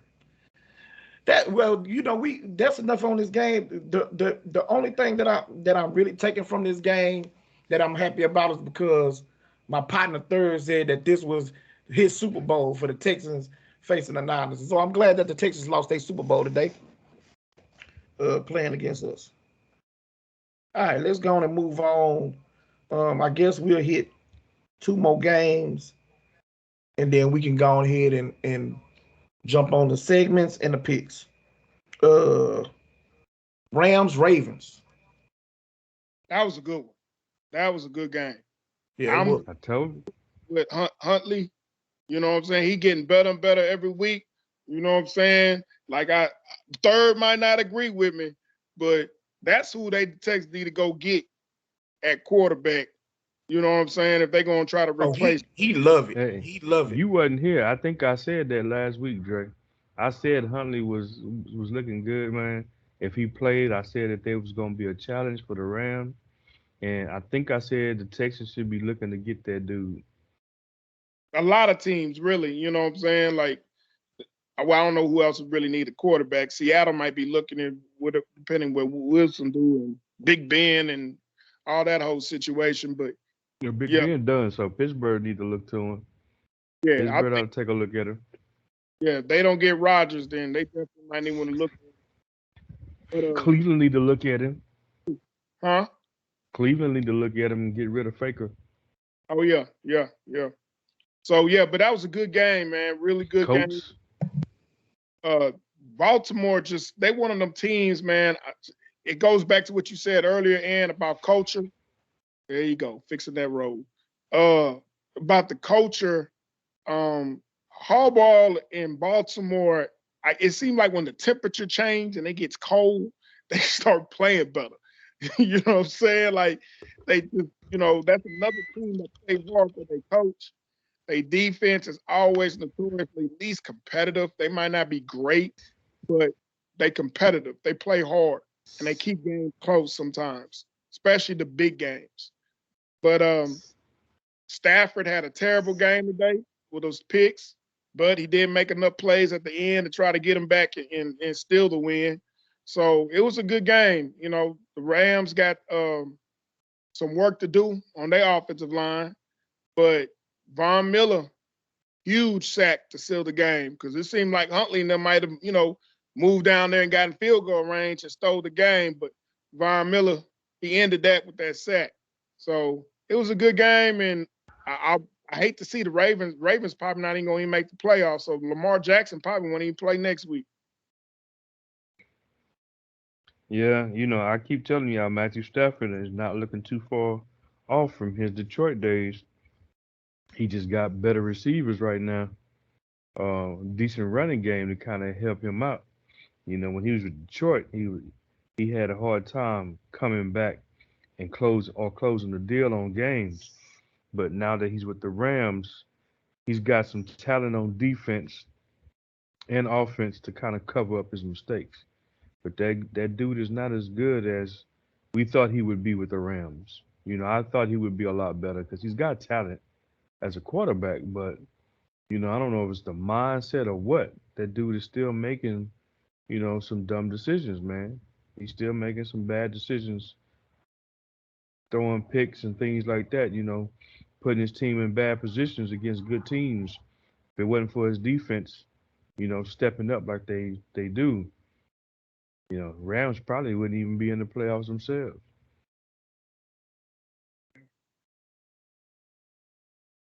But yeah, man, I agree with everything y'all said.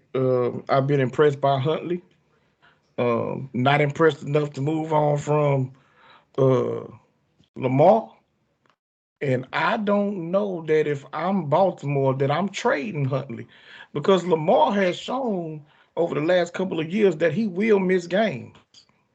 You know what I'm saying? He's a dude that runs the ball a lot, and you need a good backup quarterback who can not only fit into that offense seamlessly, where you don't have to change the game plan, you ain't got to change the playbook or how you call plays. You can call the same plays for Huntley that you call for Lamar. I just think Huntley, at this point, looking at it, is a slightly better thrower of the ball than Lamar to me. You know what I'm saying? So I don't know unless somebody blows me away with a trade offer. I don't know that I'm getting rid of Huntley. You know what I'm saying at this point. Carolina Panthers, Washington Redskins, well, Washington football team. Them Yeah, teams. There's a lot of teams that yeah. can There's use a him. lot of teams that could use them and will probably We could want probably name 10. them. Yeah, The Giants. but But who's finna blow It's the away Eagles. Baltimore for him? Jalen Hurts balling now. That dude, he just plays some subpar teams, able to do a little something second half with his legs, man. But you take away his ability to run the ball, he's not that great of a passer. And his decision making is not that great either. He's done it at the level of Carson Wentz. The only difference between the two is he's a better runner than Carson Wentz is, but he's not a better thrower of the ball. Huntley would be an upgrade in my opinion because he can do both better than Hurts can. Now I think Hurts run the ball better than he do from just the little I've seen of Huntley, but he does throw the ball better than me. It would be an upgrade, I think. All right, man. So last game I'm going to touch on again due to playoff implications is Eagles and the football team. Dre just talked about um Hurts. Do y'all I think it's mean, possible for Philadelphia to get into the playoffs and to give somebody trouble? no. I'm sorry, I don't. Get into the playoffs. You, Yes. Make noise in the playoffs. No. yeah, I don't think they make noise in the playoffs. They already clinched the playoffs. They in. They in. No, They've they're not. clinched. No, they're not. No, I just saw, and They're in the on one of playoff these. picture. No, no, no, no. I just read an article while y'all was talking about Texans Niners. Eagles clinched because somebody lost The and they Vikings. won. The Vikings Yeah, lost. I think it's because the Vikings lost and they won. They clinched the playoffs.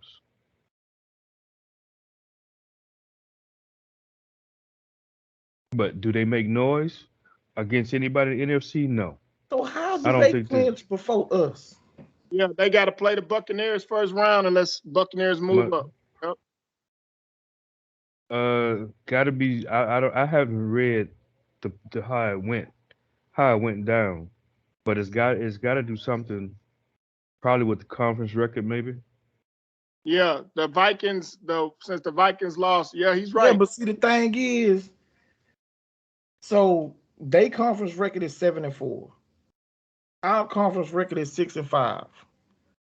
They That's still got why. another. They still got another game against Dallas. We got a game against um the Rams.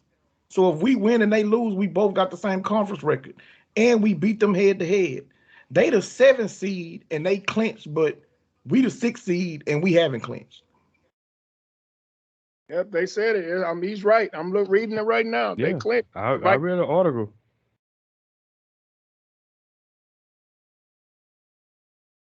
I'm sorry, Jay, what you saying?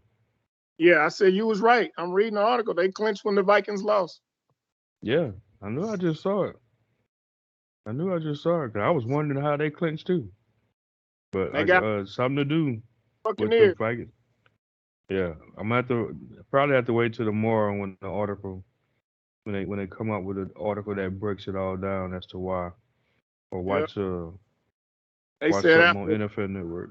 the start, they went two and they was a 2-5 start. They clinched the playoffs after a 2-5 start.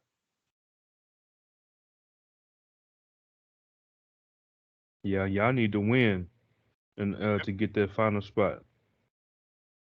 They If you what was at the schedule, man? Saints could take y'all spot if y'all don't win, look like, and they do.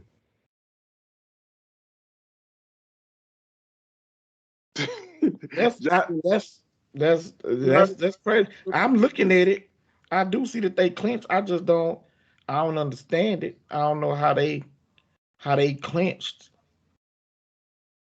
ahead of us and they the lower How many seed. teams is that make? Is it 8 teams, right? 8 that get It's in? seven. Now 7 teams make it. 7. Yeah, they got Philly as number 7. New Orleans is number 8. But from the looks of it, if they win and y'all lose and end up with the same record, I think I just saw somewhere that they would end up in the 8 seed. Yeah, they're the only team that can challenge y'all for a playoff spot after the Minnesota loss. And that's another thing. So if Philadelphia lose to Dallas, they're in the season 9-8. If we lost, we would also end up 9-8.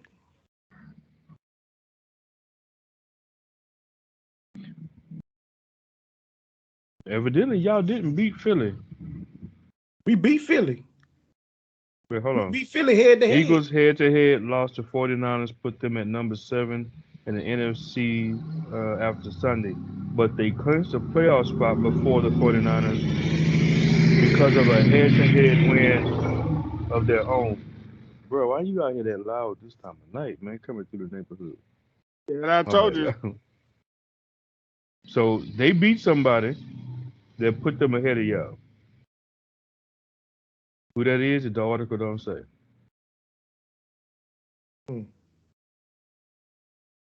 Well, this is another reason why we got to have Jimmy for next week's game.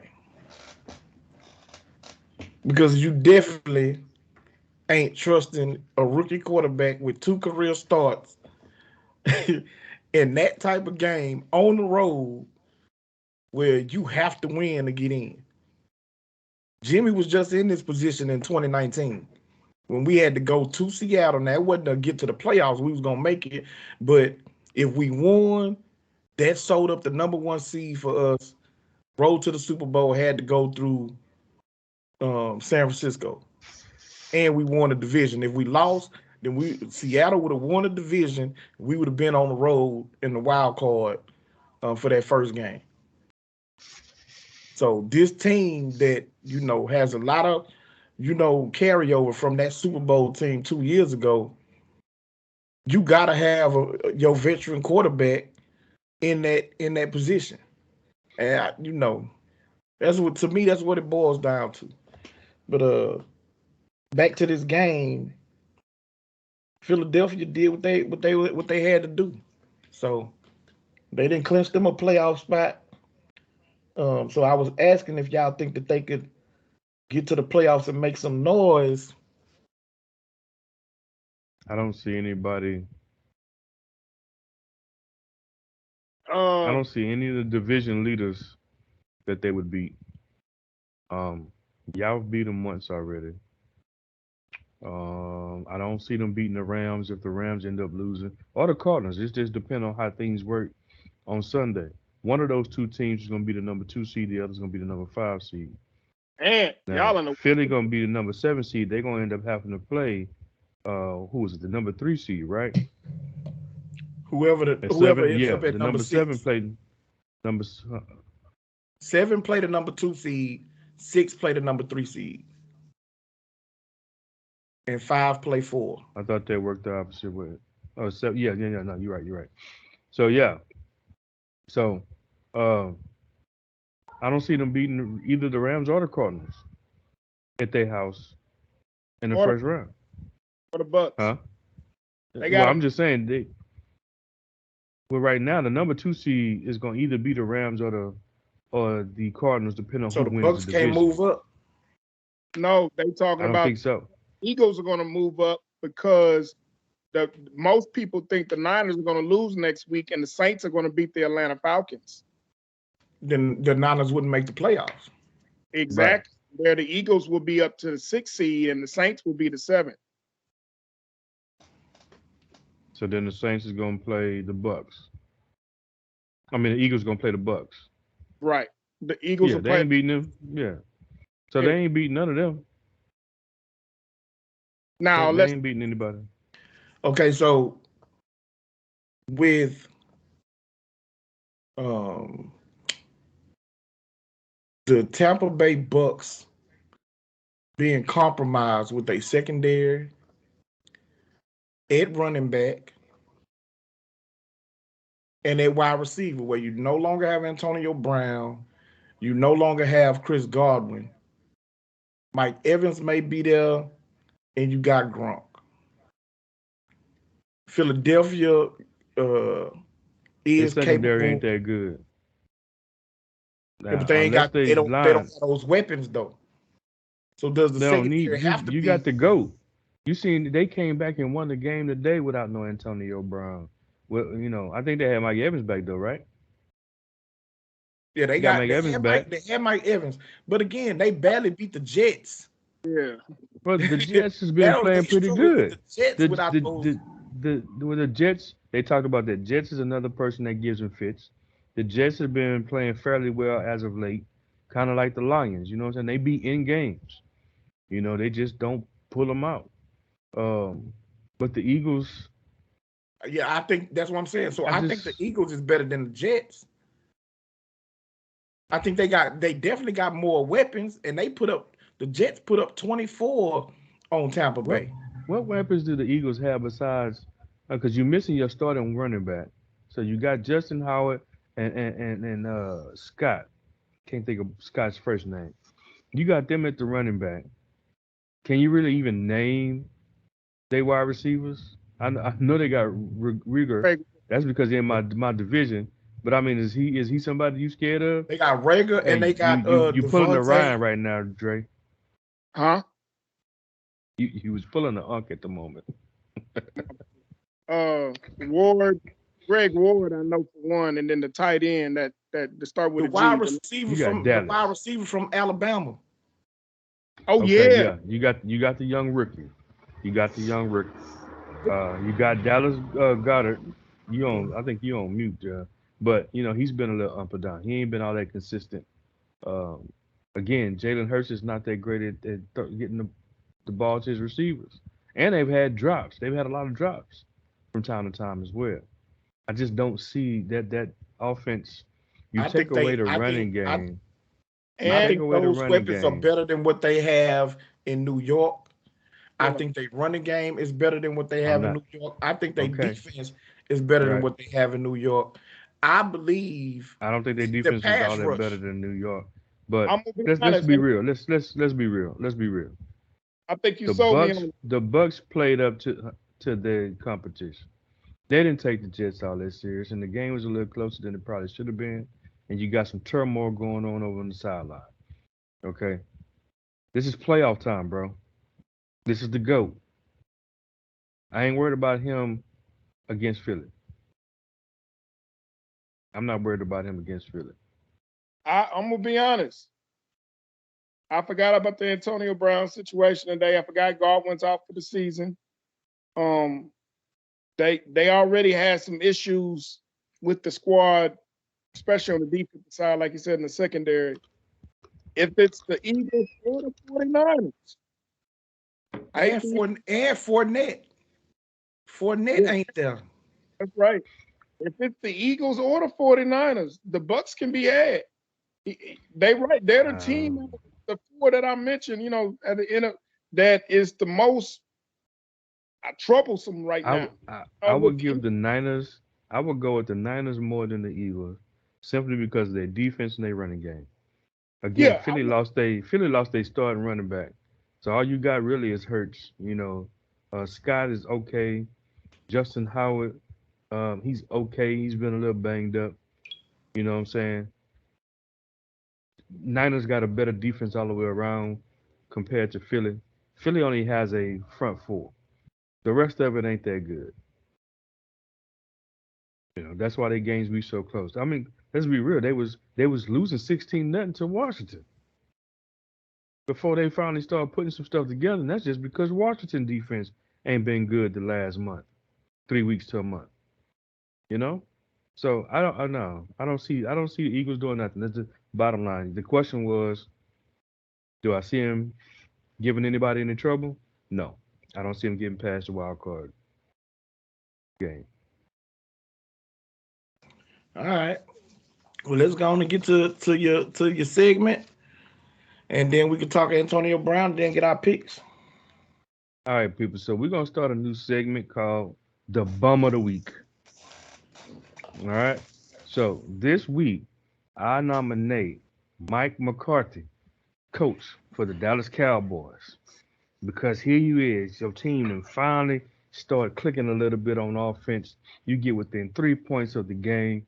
You got one uh, timeout left, bro, and you decide to use your timeout with 2 minutes and 48 seconds left in the game after they could have first down, dude. Are you serious? Serious? What was you thinking, man? 2 minutes and 48 seconds left in the game, and you call a timeout after they get the first down. Not the third down, but the first down. Come on, man. And that, even though I think it should have still been reviewed, me and my brother had this debate on the thing that was a fumble that they said the guy was down that would have given us the ball and another chance to go back and potentially tie the game. You can't even stop the clock for them to even take a look at it. Why? Because your dumb butt decided to use a timeout with 2 minutes and 48 seconds left in the game after they get a first down. What in the world was you thinking, bro? Mike McCarthy, you, my brother, is the bum of the week. Dre, do you have a nominee? Because I'm telling you, I'm jumping on my brother's bandwagon on this one. Bum. You're a bum. Bum of the week.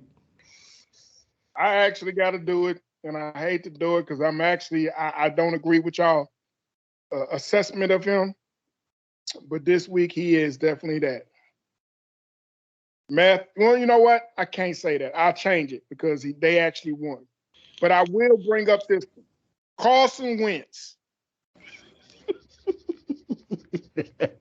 He was gonna be mine until Mike McCarthy did what he did. I was gonna say Stafford, but Come on. So I ain't gonna mess with Stafford. But Carson, God dang it, you the bum. You the bum of the week. I'm drinking wine with you, Carson. You the bum. You a wino today, man. Go ahead, Ant. But why is he wait, a bum? what? You gotta give us something. Yeah. You know what I'm saying? Give us why he the bum of the week. The subs might not know. Oh, it's his play. You know, they coach Tony says, and I hate to admit it, the coach can be winning, looking good. They had a dominant week last week, big win. And then in this game, they had opportunities to win through Carlson's decision making, his throws. He puts his team in bad situations and against an opponent that, you know, they should have won. You know, I understand. I mean, they was at home. I take that back. They went on the road. They was at home against the Raiders. It's the Raiders. They don't even got a coach. You know, after the game they had last week, well, I'm blinking, all right, Carlson's starting to look good. He's starting to look like the quarterback we thought he was in Philly his rookie year before he got hurt. And then he come back with this kind of performance this week. I tried to ride with him. I tried to stick him in Stafford. I tried to because they got so much talent in the quarterback position, you know, but they let me down week in and week out. They'll have a great game. You'll be like, yeah, they ready. They there. They arrived. They kind of like UT for me. They kind of University of Texas. I'm a diehard UT fan. And every year they'll come in one of the big games and win. You be like, oh, UT is back. And then they turn around and lose at Kansas. So that's how I feel about Carson Wentz. He'll have a big game. You know, he's looking good. And then the following week, bum. That's why he's my bum of the week. I got to admit it. Got to agree with dang Tony. I hate God, dog. Welcome to the light, brother. Welcome to the light. Yeah, like I said, I'm agreeing with my brother on Mike McCarthy. Mike McCarthy probably cost them the game. With everything that went on in that game, penalties, turnover by Dak, missed throws, you know, defense making mistakes or whatever, all of that is 2:48. You only get a 40-second play clock.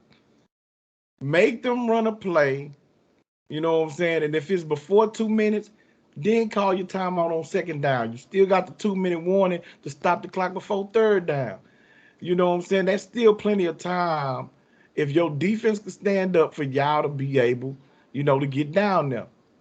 First down, you call a timeout, and the very next play, there's a controversial play that happens where it was a turnover, but you can't even challenge it because you used your timeout too soon. You know what I'm saying? Like that's crazy to me. That's crazy to me. And I didn't heard people talking about it all year, and I think Duran was saying it too, that he's scared of McCarthy because he may be the reason why Dallas ends up not advancing in the playoffs. His game management, his decision making, all of that is very, very suspect.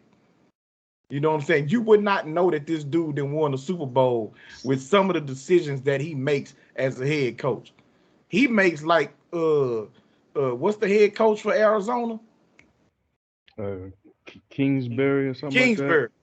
He makes the type of decision that you would think Kingsbury would be making. You know what I'm saying? Favorite First color. time NFL head coach, pressure point, pressure moments. You know what I'm saying? Not really knowing what to do or how to do it, and just make boneheaded decisions. That's the thing that Mike McCarthy been doing, man. So I really kind of blame him for the Dallas loss today. You're a bum. You know what I'm saying? He gets the bum award this week. With his Mickey voice. Let's jump on this Antonio Brown situation. Now, Look, no, go go ahead. ahead, bro. Go ahead. No, go ahead, bro. Now, what I've gathered since that game is that Antonio Brown felt some type of way because it seemed like the team was stopping him from reaching his bonuses. If he had, I think, 57 yards, no, seriously, if he had 57 yards receiving a day, he was gonna get $333,000. If he had, I think, seven more catches, he was gonna get another 333,000. And if he scored a touchdown, he was gonna get another 330 something thousand. So you talking about a So he had million. potential for $1 million. Okay. Yeah, it equaled up to $1 million. And he got upset about it, and that's why he acted out. I then heard that Bruce Arians told him multiple times to go into the game, and he I heard refused to that. go into the game. So then that's when Bruce Arians told him, well, go on ahead and get off the field. And what he decides to do is to take off his pads and take off his shirt and start throwing it and waving in the end zone and doing all these theatrics that brought, negative attention to himself and the team. What say you guys? Antonio Brown has some mental issues. There it is. No doubt. Antonio Brown has some mental issues, and and I go to that not as a joke, not to be funny, not to just come up with no blatant excuse, but you look at how many players are coming out this year, last year, and this year. COVID did one thing for athletes. It gave them the ability and the time to really assess their mental state to some extent and realize that they needed some help, you know what I'm saying, and stop trying to deal with things on their own and being afraid or ashamed to say things to some people. Although I think that's Antonio's problem, he don't recognize he has mental issues, or he don't want to own up to them, or he don't want to do nothing about them. I don't know, but there's so many players coming out talking about that they need to get their mental mind right, deal with their mental health. He's refusing to do that. He wants to point fingers at everybody else, blame everybody else. He's acting out. That's what a child does that has mental issues. That's dealing with some things that they need to talk to somebody about, but they don't feel like they can, or people just, you know, think that that's just how they are. They're just bad kids, or you got these people that want to throw them on Ritalin and all that kind of stuff, thinking that's going to help the situation, as opposed to really dealing with what's going on, sitting down having a conversation. That dude need to talk to somebody. You got a lot of these athletes before that, um, you know, we was wondering why, dude, you make all these millions of dollars. Why in the world you can't stay off the weed? Why you can't stop doing this? Why you can't stop doing? These dudes got mental health issues. You got to think about it. You've been Dre. You played football, your whole life basically. You know what I'm saying, up through college. Uh, I played a little league. My brother plays some football. You've been hitting your head since you was 5, 6, 7 years old. You know what I'm saying? Before they changed the rules, you was leading with your helmet into people. You was taught to do that. You still got players do that now. Brother, that much hitting of your head is gonna cause some issues. That's gonna mess up some stuff. That's gonna rattle some stuff in your brain. This dude got some issues. He got serious health issues that he need to deal with. Cause what grown man does what he did? I've never seen a player in all the years I've watched football do something like that. Off the field, yes, you got him do all kind of stuff. But to take your pads off, chunk it, take your jersey, your undershirt, your gloves, and throw them to the crowd, and then skip across the end zone, doing jumping jacks, waving at folks as you leave. You ain't right in the head. And I don't mean that in a bad way. You need to talk to somebody, bro. You need to get some serious help because you ain't doing nothing but hurting yourself. You ain't doing nothing but hurting yourself. And I would hate to him to be one of those cats that 5, 10 years from now we see pictures on social media of him homeless somewhere, talking to himself. You know what I'm saying? Getting in all kind of trouble from you know aggravated assaults and things like that. You don't have no outlet, bro. Or you strung out on drugs or something. You know what I'm saying? He's got to be able to deal with that somewhere. You got to come to reality that he got a problem and you need some help. That's my assessment. I agree with. I mean, I didn't know the part about his money and his contract and all that that Antoine brought out, but those are good points as well. But I totally agree with Tony. He has mental issues. I don't wish this upon him, but I'm scared that Tony will be right. 10 years from now, we'll hear some, might be even sooner, 5 years, 3 years from now, some disturbing news about him, in bad state or might even kill himself. Like he has some serious mental issues. And I think now his NFL career is done. I think he might need to look into the USFL or the XFL or something like that, making some little money. But my question, and I digress for a quick second, my question to Antoine is, did he have an extra game to gain those yardage and touchdowns? Or it had to be the 16th game? That I'm not 100% sure about. You know what I'm saying? Because I just been kind of getting this information, piece by piece since the game ended. Yeah. Now I So will say this.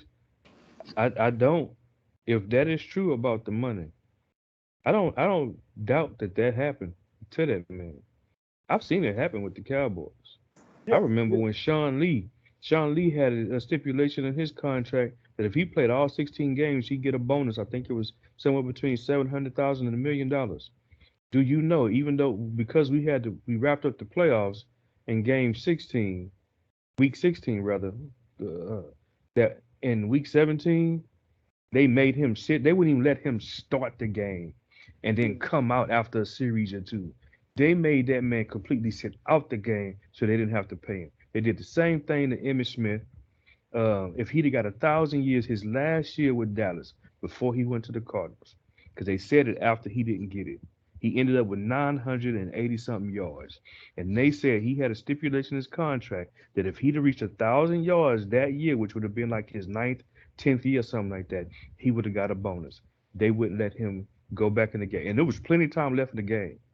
Plenty of time left in the game to let that man get that 1,000 yards, which would have looked good on his resume as well as Cowboys, because now you got another 1,000 yard receiver at his age in his like 10th year after he had already won the Russian title for having the most rushes, the Russian leader or whatever. Um, they did the same thing to somebody else. I can't think who it is off the top of my head right now, but I remember it was mentioned about another player who had incentives in his contract, and they wouldn't let that man reach his incentive. So I don't doubt, and I'm sure other teams do the same thing. That's just what I know about Cowboys because I'm a Cowboy fan. So I don't doubt that that could have happened, and just the way he's built, you know what I'm saying? he got mad and decided I'm not gonna play. Even if Aaron's is true, telling the truth that he told him to go back in, you know how sometimes we get, man. We get so My mad, so pissed off. I don't even want to do it now. yeah. You My know? question is, and I might not be. I have a doctorate degree in it when it comes to mental health and certain medicine, but coaching little league football, I have kids that had some mental issues, either HDHD or ADHD and all that. Some of them were bipolar, and they be on medication when it comes to school and when they're at home for their behavior issues to keep it under control. But when they come to the football field, they sometimes are high. We call it high, but they out of it. They zoned out. So we used to tell their parents before a game or before practice, do not give them their medication. You know what I'm saying? So when they on that field, we want them hyper. We want them minds going, just cuckoo. We want full of energy. We don't want them drugged up in a way.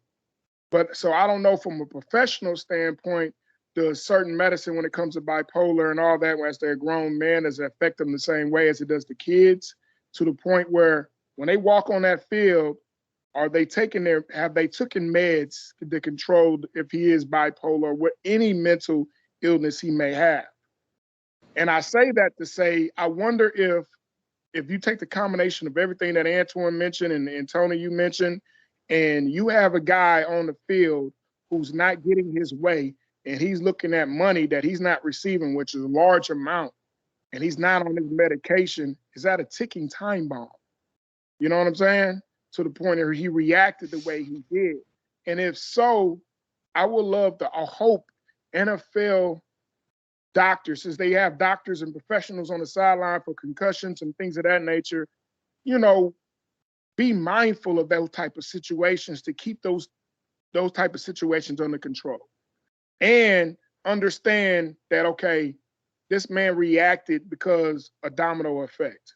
He has mental issues. We know he has mental issues. We know what medications he's on. Like, take that all in consideration when you make certain decisions and how you react to some of these players and their reaction if you know they have mental issues. Because he signed that contract and they knew it. And they had the man staying at Brady's house for a reason. So Tom Brady can keep him under control. So you know what he's going through. So why put the gasoline in the fire is what I'm saying. You know what I'm saying? Because some of this got to be on the team as well. Because you have to understand what kind of player you have. Like, prime example, the Chiefs know what they have in Josh Gordon. You know what I'm saying? They signed that man. He has all the whole tree of drug issues he had, when it comes to weed and prescription drugs and things of that nature. So you know how to handle him. You know what I'm saying? So I want to know, did the Bucs drop the ball as well on Antonio Brown? It's a good question. That could be several teams. He had issues with Pittsburgh, with the Raiders, now with the Bucks. You know, some of the stuff they said he's done when he was with Pittsburgh and the Raiders. The league. I'm with you. They need to have people that recognize these things a lot quicker, and then speak on it. You know what I'm saying? Help that man out somehow. Do something. You know what I'm saying? As opposed to us and commentators just getting on here saying, you know, everything else but that. He's being a diva. He's being this. He's being that. It's your fault. You need to be accountable. Well, maybe he can't. You got mental issues like that. You can't be accountable. You know what Right. I'm saying? You can't control yourself. Is why you got to talk to people, be on some type of therapy, be on some type of medication. You know what I'm saying? That man need help for a reason. You know. Yeah, and So we got to stop. go Go ahead, ahead. Tony.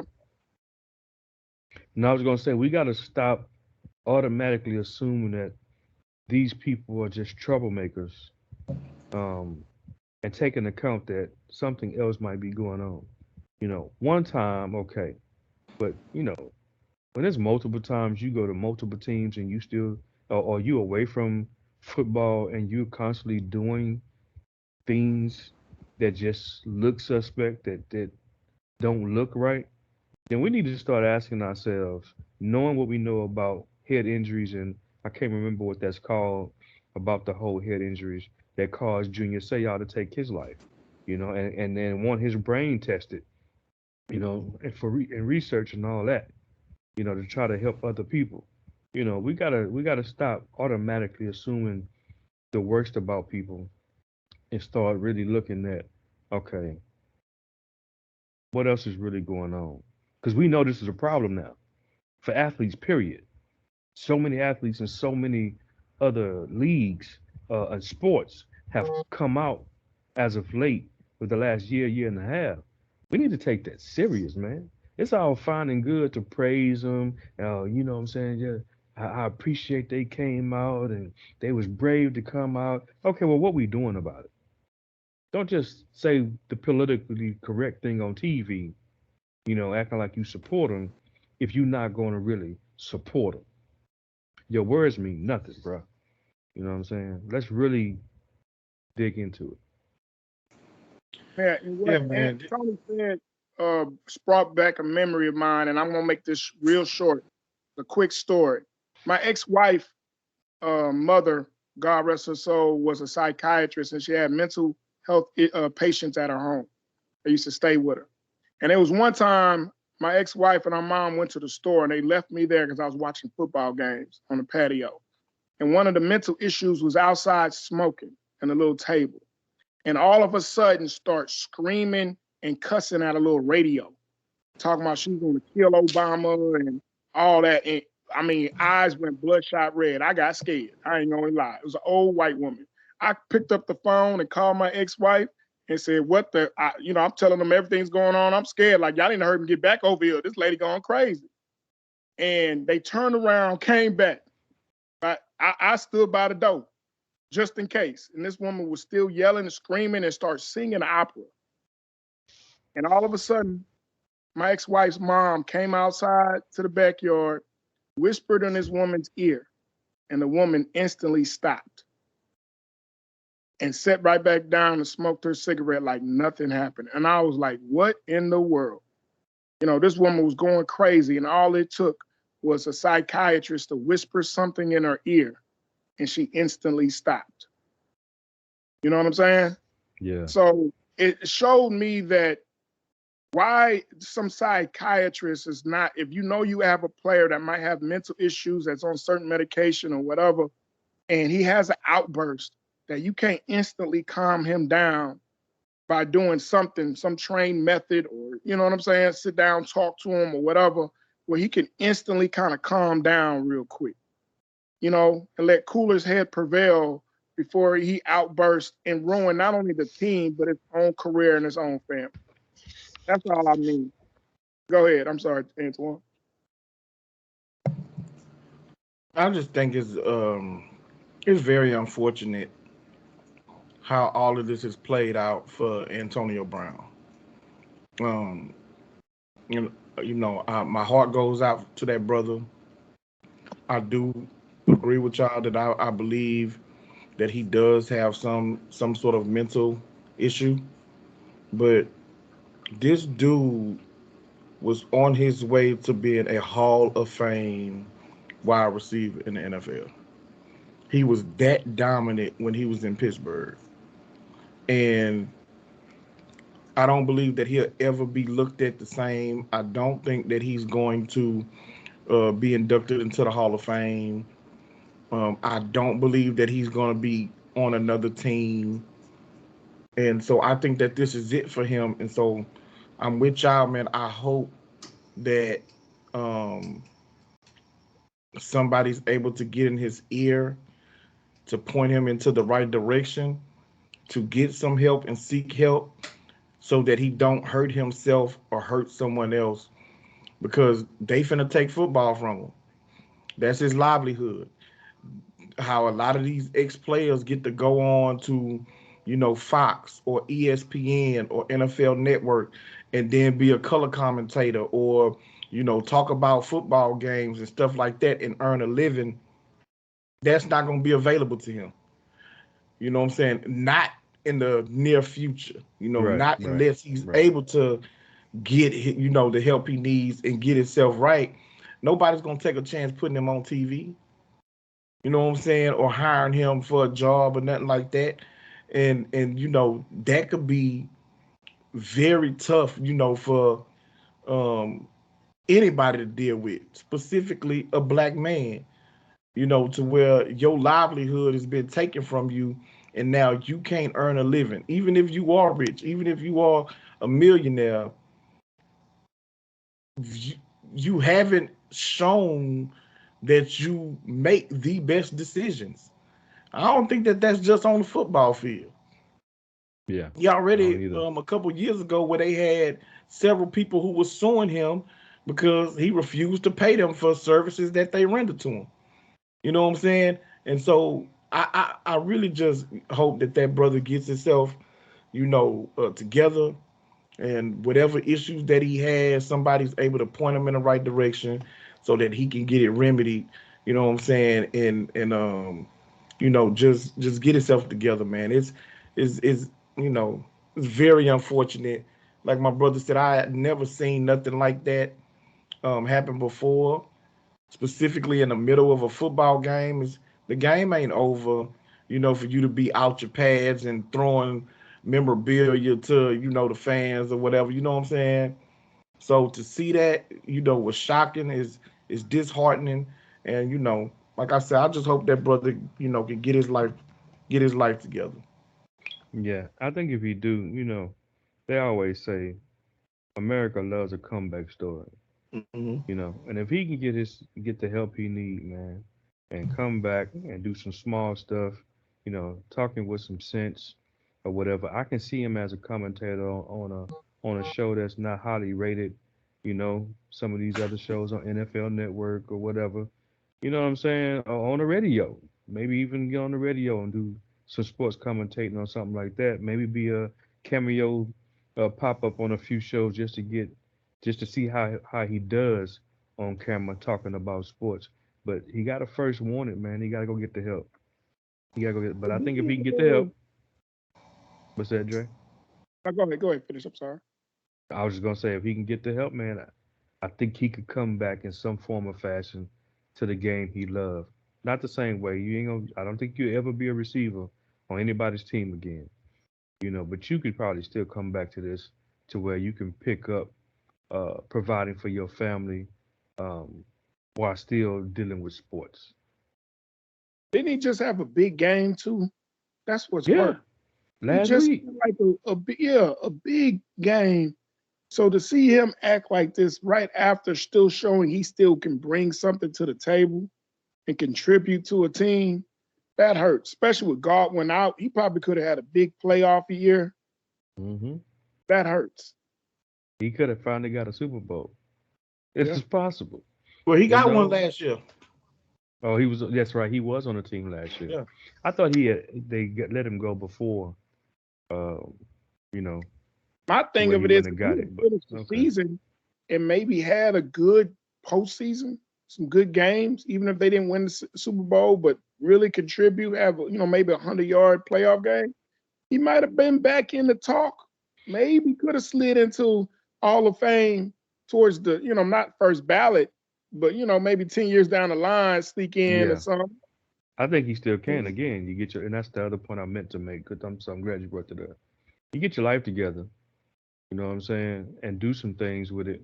Help some people somewhere, even if it is contributing to mental health. If that truly is your issue, I think it is. But I'm like you. I'm not a psychiatrist, so I can't make diagnosis. It's just your behavior comes across that way. But anyway, man, you know what I'm saying? Get the help, get yourself together, do some things, get yourself out there in a positive way. Yeah, I think he could, you know, 10 years from now, so finally make it on the ballot and have a chance. All right, fellas, let's go on and get to these picks for this coming week. We're gonna get up out of here. First game. Well, look, do y'all want to go through all these games? Yeah, I'm gonna go through all of them. Kansas City at Denver. Two I games KC. on think Saturday. I'm gonna go Kansas City. I think they play. They still want. Well, they can't get the number one seed, huh? Mm-mm. They may sit some people then. They just Right. be When the smart. Tennessee lose and they win, they don't get it. No, Tennessee already Tennessee clinched. locked up. Tennessee locked it Yeah. up today. Yeah, they clinched Oh, that I thought they today. just It's got it. done deal. No, So it's they done deal. jumped them and secured it. Say what? And So they they jumped clinched. them and secured the #1 seed. I know they clinched the division, but I didn't know they clinched the conference. No, I read they clinched the #1 seed. Yeah. I'm gonna double check right now, but that was my understanding too. That Um, they locked up the #1 seed today.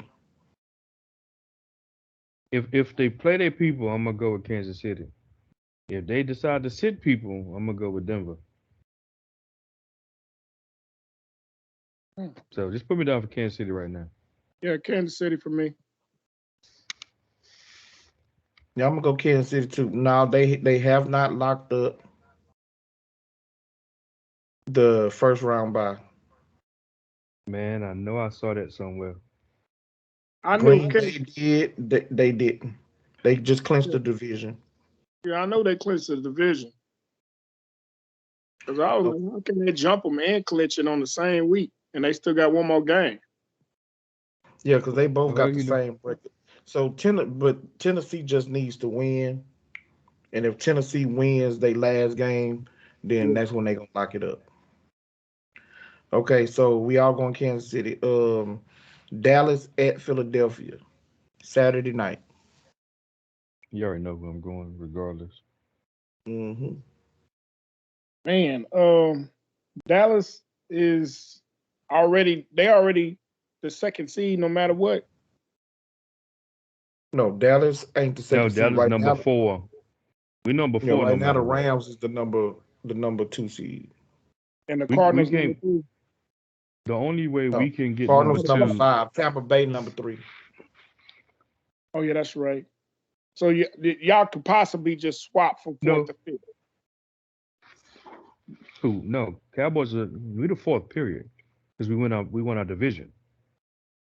Oh yeah, that's right. That's right. Yeah. Yeah, So Cardinals. we 4 no, regardless. Now we can Yeah, get the yeah. second Well, seed, y'all playing but you'd have anybody? Y'all might huh? sit everybody then. Nah, I think we still play because of the way we played this last game. I think McCarthy want them to at least we play at least enough to show that um our offense can move the ball. That's Now ones I was torn on that because the Eagles already clinched. So the Eagles might be resting people. it's possible because you They don't know got nothing. Yeah, they could what you just want to move move up. up for. Yeah. Ain't no sense in you really playing just to move up. But then again, maybe they want to stay prime for the wild card game too. Man, Plus, it's us. I'm like you, Ant. You might want to just pick the games that make sense because that one I don't even know if both See teams might that be the, right. the thing that popped into my head was I don't know, really which teams is gonna be going all out to win, Yeah, who's gonna be resting people, sitting people, right. and then some of these games going ain't gonna have no playoff implications whatsoever. Yeah, because we really don't have one. I'm fine with staying number 4. I don't really see us moving up unless the only way we move up is Cardinals, Rams, and Bucks would all have to lose for us And to y'all get number play in two. Philly. Yeah, Uh, yes, I'm at going with the Philly. Eagles. I'm just gonna go with the Eagles just to go with it. I mean, I'm just just because I hate the Cowboys.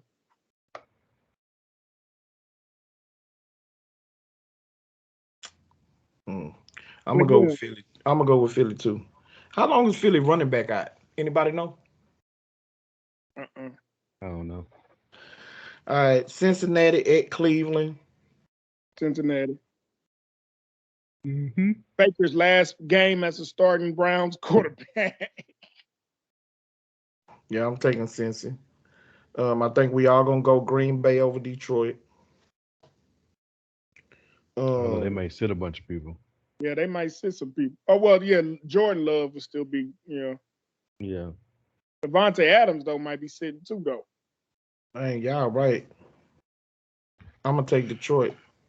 Well, see, I don't know. I don't know if Is they that a playing or twofer? not because they didn't Is clinched that a twofer? everything. Is that a twofer? That is. Most definitely. Yeah, I'm taking Detroit. Yeah, I might do that too. Chicago at Minnesota. I think I'm gonna do Detroit too. We're gonna all Yeah, take we're the gonna two. all do Why not? Detroit. Chicago at Minnesota.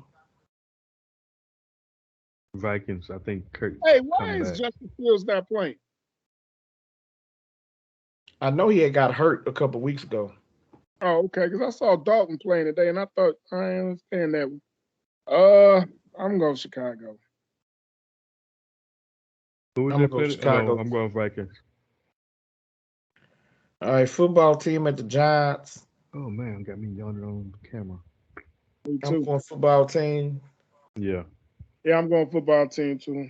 All right, Indy at Jacksonville. We all gonna go Indy. Yeah. Pittsburgh at Baltimore. Baltimore. I Yeah, don't know. I'm going Pittsburgh still Baltimore. trying to fight for playoffs. No, Oh, it So it's depends on Baltimore. tomorrow. It depends on tomorrow, huh? I I don't think think so. they got a chance. To be honest with you, I think I'm they still still in going. the hunt. Baltimore is too. So I'm finna tell y'all because I think a lot of them got eliminated today. Let me see. So the only team, yeah, Pittsburgh and Baltimore is still, um, they still got a shot. Indy still got a shot. Chargers and the Raiders still got a shot. Just because of Tomlinson, I'm going with Steelers. I think they're gonna win for him. And it's gonna be Big Ben's last game as a Steeler. this is their last time for him to have a winning record, I believe, right? Ain't they 500 right now, or something like that? Yeah. Or they might be after this game. What's their record? Are they up by one or down by one? They are 7-7-1. That's what I They play thought. Baker tomorrow, right? Yeah. Yeah, before they play tomorrow. So tomorrow could change. Gonna change it one way or the other. We are gonna take Tennessee over Houston. We are gonna take Buffalo over the Jets. New Orleans at Atlanta. I'm taking New Orleans. They fighting for that number 5 seed. Yeah. They gonna be scoreboard watching with y'all with the 49ers. They So ain't gonna be scoreboard watching. We play at the same time, and I'm that's gonna what I'm rock saying. out They're with. gonna be watching the scoreboard during the game. I'm gonna rock out with. I'm gonna rock out with ATL that they gonna come through. Yeah, you want them to. But You gonna get what you say. they at home, so I think that they gonna try and protect their house. I think we all gonna take New England over Miami. We Yeah. all gonna take Tampa Bay over Carolina. Wait. Hold up. New England. Are they fighting for a spot? They clinch? Yeah. They No, clinch. they ain't. They clinched. Yeah, they So clinched the playoffs. they might be resting players. No, Mm, because they had the division haven't been decided between New England and Buffalo yet. so they might want that seed, Yeah, which is because what. whoever wins the division gets a home playoff game. Yeah. Yeah. So they So gonna you're want right. that. That's right. Yeah. So yeah, I'm going Pats. Um, Not a gang at the Rams. Rams playing for anything? Say what? For a seed, they playing for their division. Yeah, the division NFC West ain't been decided yet neither. Yeah. Because they lose and the Cardinals At win. least I don't Cardinals think get number so. two. Let me No, it double check. hasn't. It hasn't. Cardinals number two right now. If the Cardinals win, they stay number two. If they lose and the Rams win, then the Rams is number two. Right now, the Rams moved to 5. But no matter what, the first round's still a home game for them. Exactly. So if they can win and Cardinals lose, they can get the number 2 spot and get a home game. Other than that, they end up number 5 when they play us at home because we got this fourth seed. So they Yeah, playing for something. yeah. So Rams, I'm going with the Rams. I'm gonna go with the Rams because of your quarterback situation. And I'm not gonna pick yet because of my quarterback situation. I don't know if Jimmy playing or not. I will say that if Jimmy does play, if he's able to get through practice and grip that football and throw that football this week, where he gonna play on Sunday, I'm taking my Niners. If Trey Area ends up having to play, I'm gonna go ahead and take the Rams. All right, Seattle at Arizona. I'm taking the Hawks. I'm taking Arizona. I'm taking the Hawks. Hawks offense looked pretty good today in what I was able to see red zone. They done seemed to find them a running back and Rashard Penny. You got Lockett playing, Metcalf playing. You know, you got Russell Wilson. Defense seemed a little bit better. It is a division rival, if I'm correct. Mhm. I'm gonna rock out with the Seahawks. I think the Hawks beat Cardinals.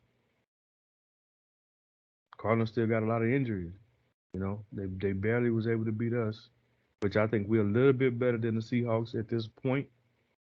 Um, but I think Seahawks take it, man. I think they play upset.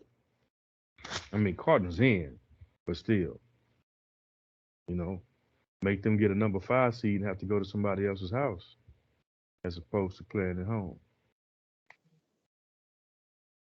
Which, if I'm Cardinals, I probably want that. Heck, they're 8-1 on the road. I think I'm gonna go ahead and go with Arizona. They all gonna be at home. I think they pass rush may be able to get to Russ enough. Last game, Chargers at the Raiders. Man, Oh, winner boy, is the winner in the playoffs. yep, I believe so. Well, unless there's some other stuff that go on that could keep them out, but you know, they would need to win to make it for sure. And it's at the Raiders' house. They all fighting for those final two playoff spots. Yeah, and it's gonna be in Las Vegas Sunday night football. I like the storyline for the Raiders. You know, You and me what's both. name gets fired, all that. They overcome it. Even if they don't make it, just winning this game. I got the Raiders. I think I'm gonna roll with the Raiders too. I'm gonna take the Chargers. Yeah, I'm gonna take the Chargers. I think defensively they gonna step up. All right, fellas. Appreciate y'all, man, for jumping in. Sucker who shall not be named didn't want to come on and face the music today. Hey, I gotta say this before you close it out. I noticed when Deron ain't on here, you don't freeze up. When Deron's on there, your stuff freeze up. Now I ain't freeze up one time and Deron ain't been on there. Every time Deron not on there, it's a smooth recording.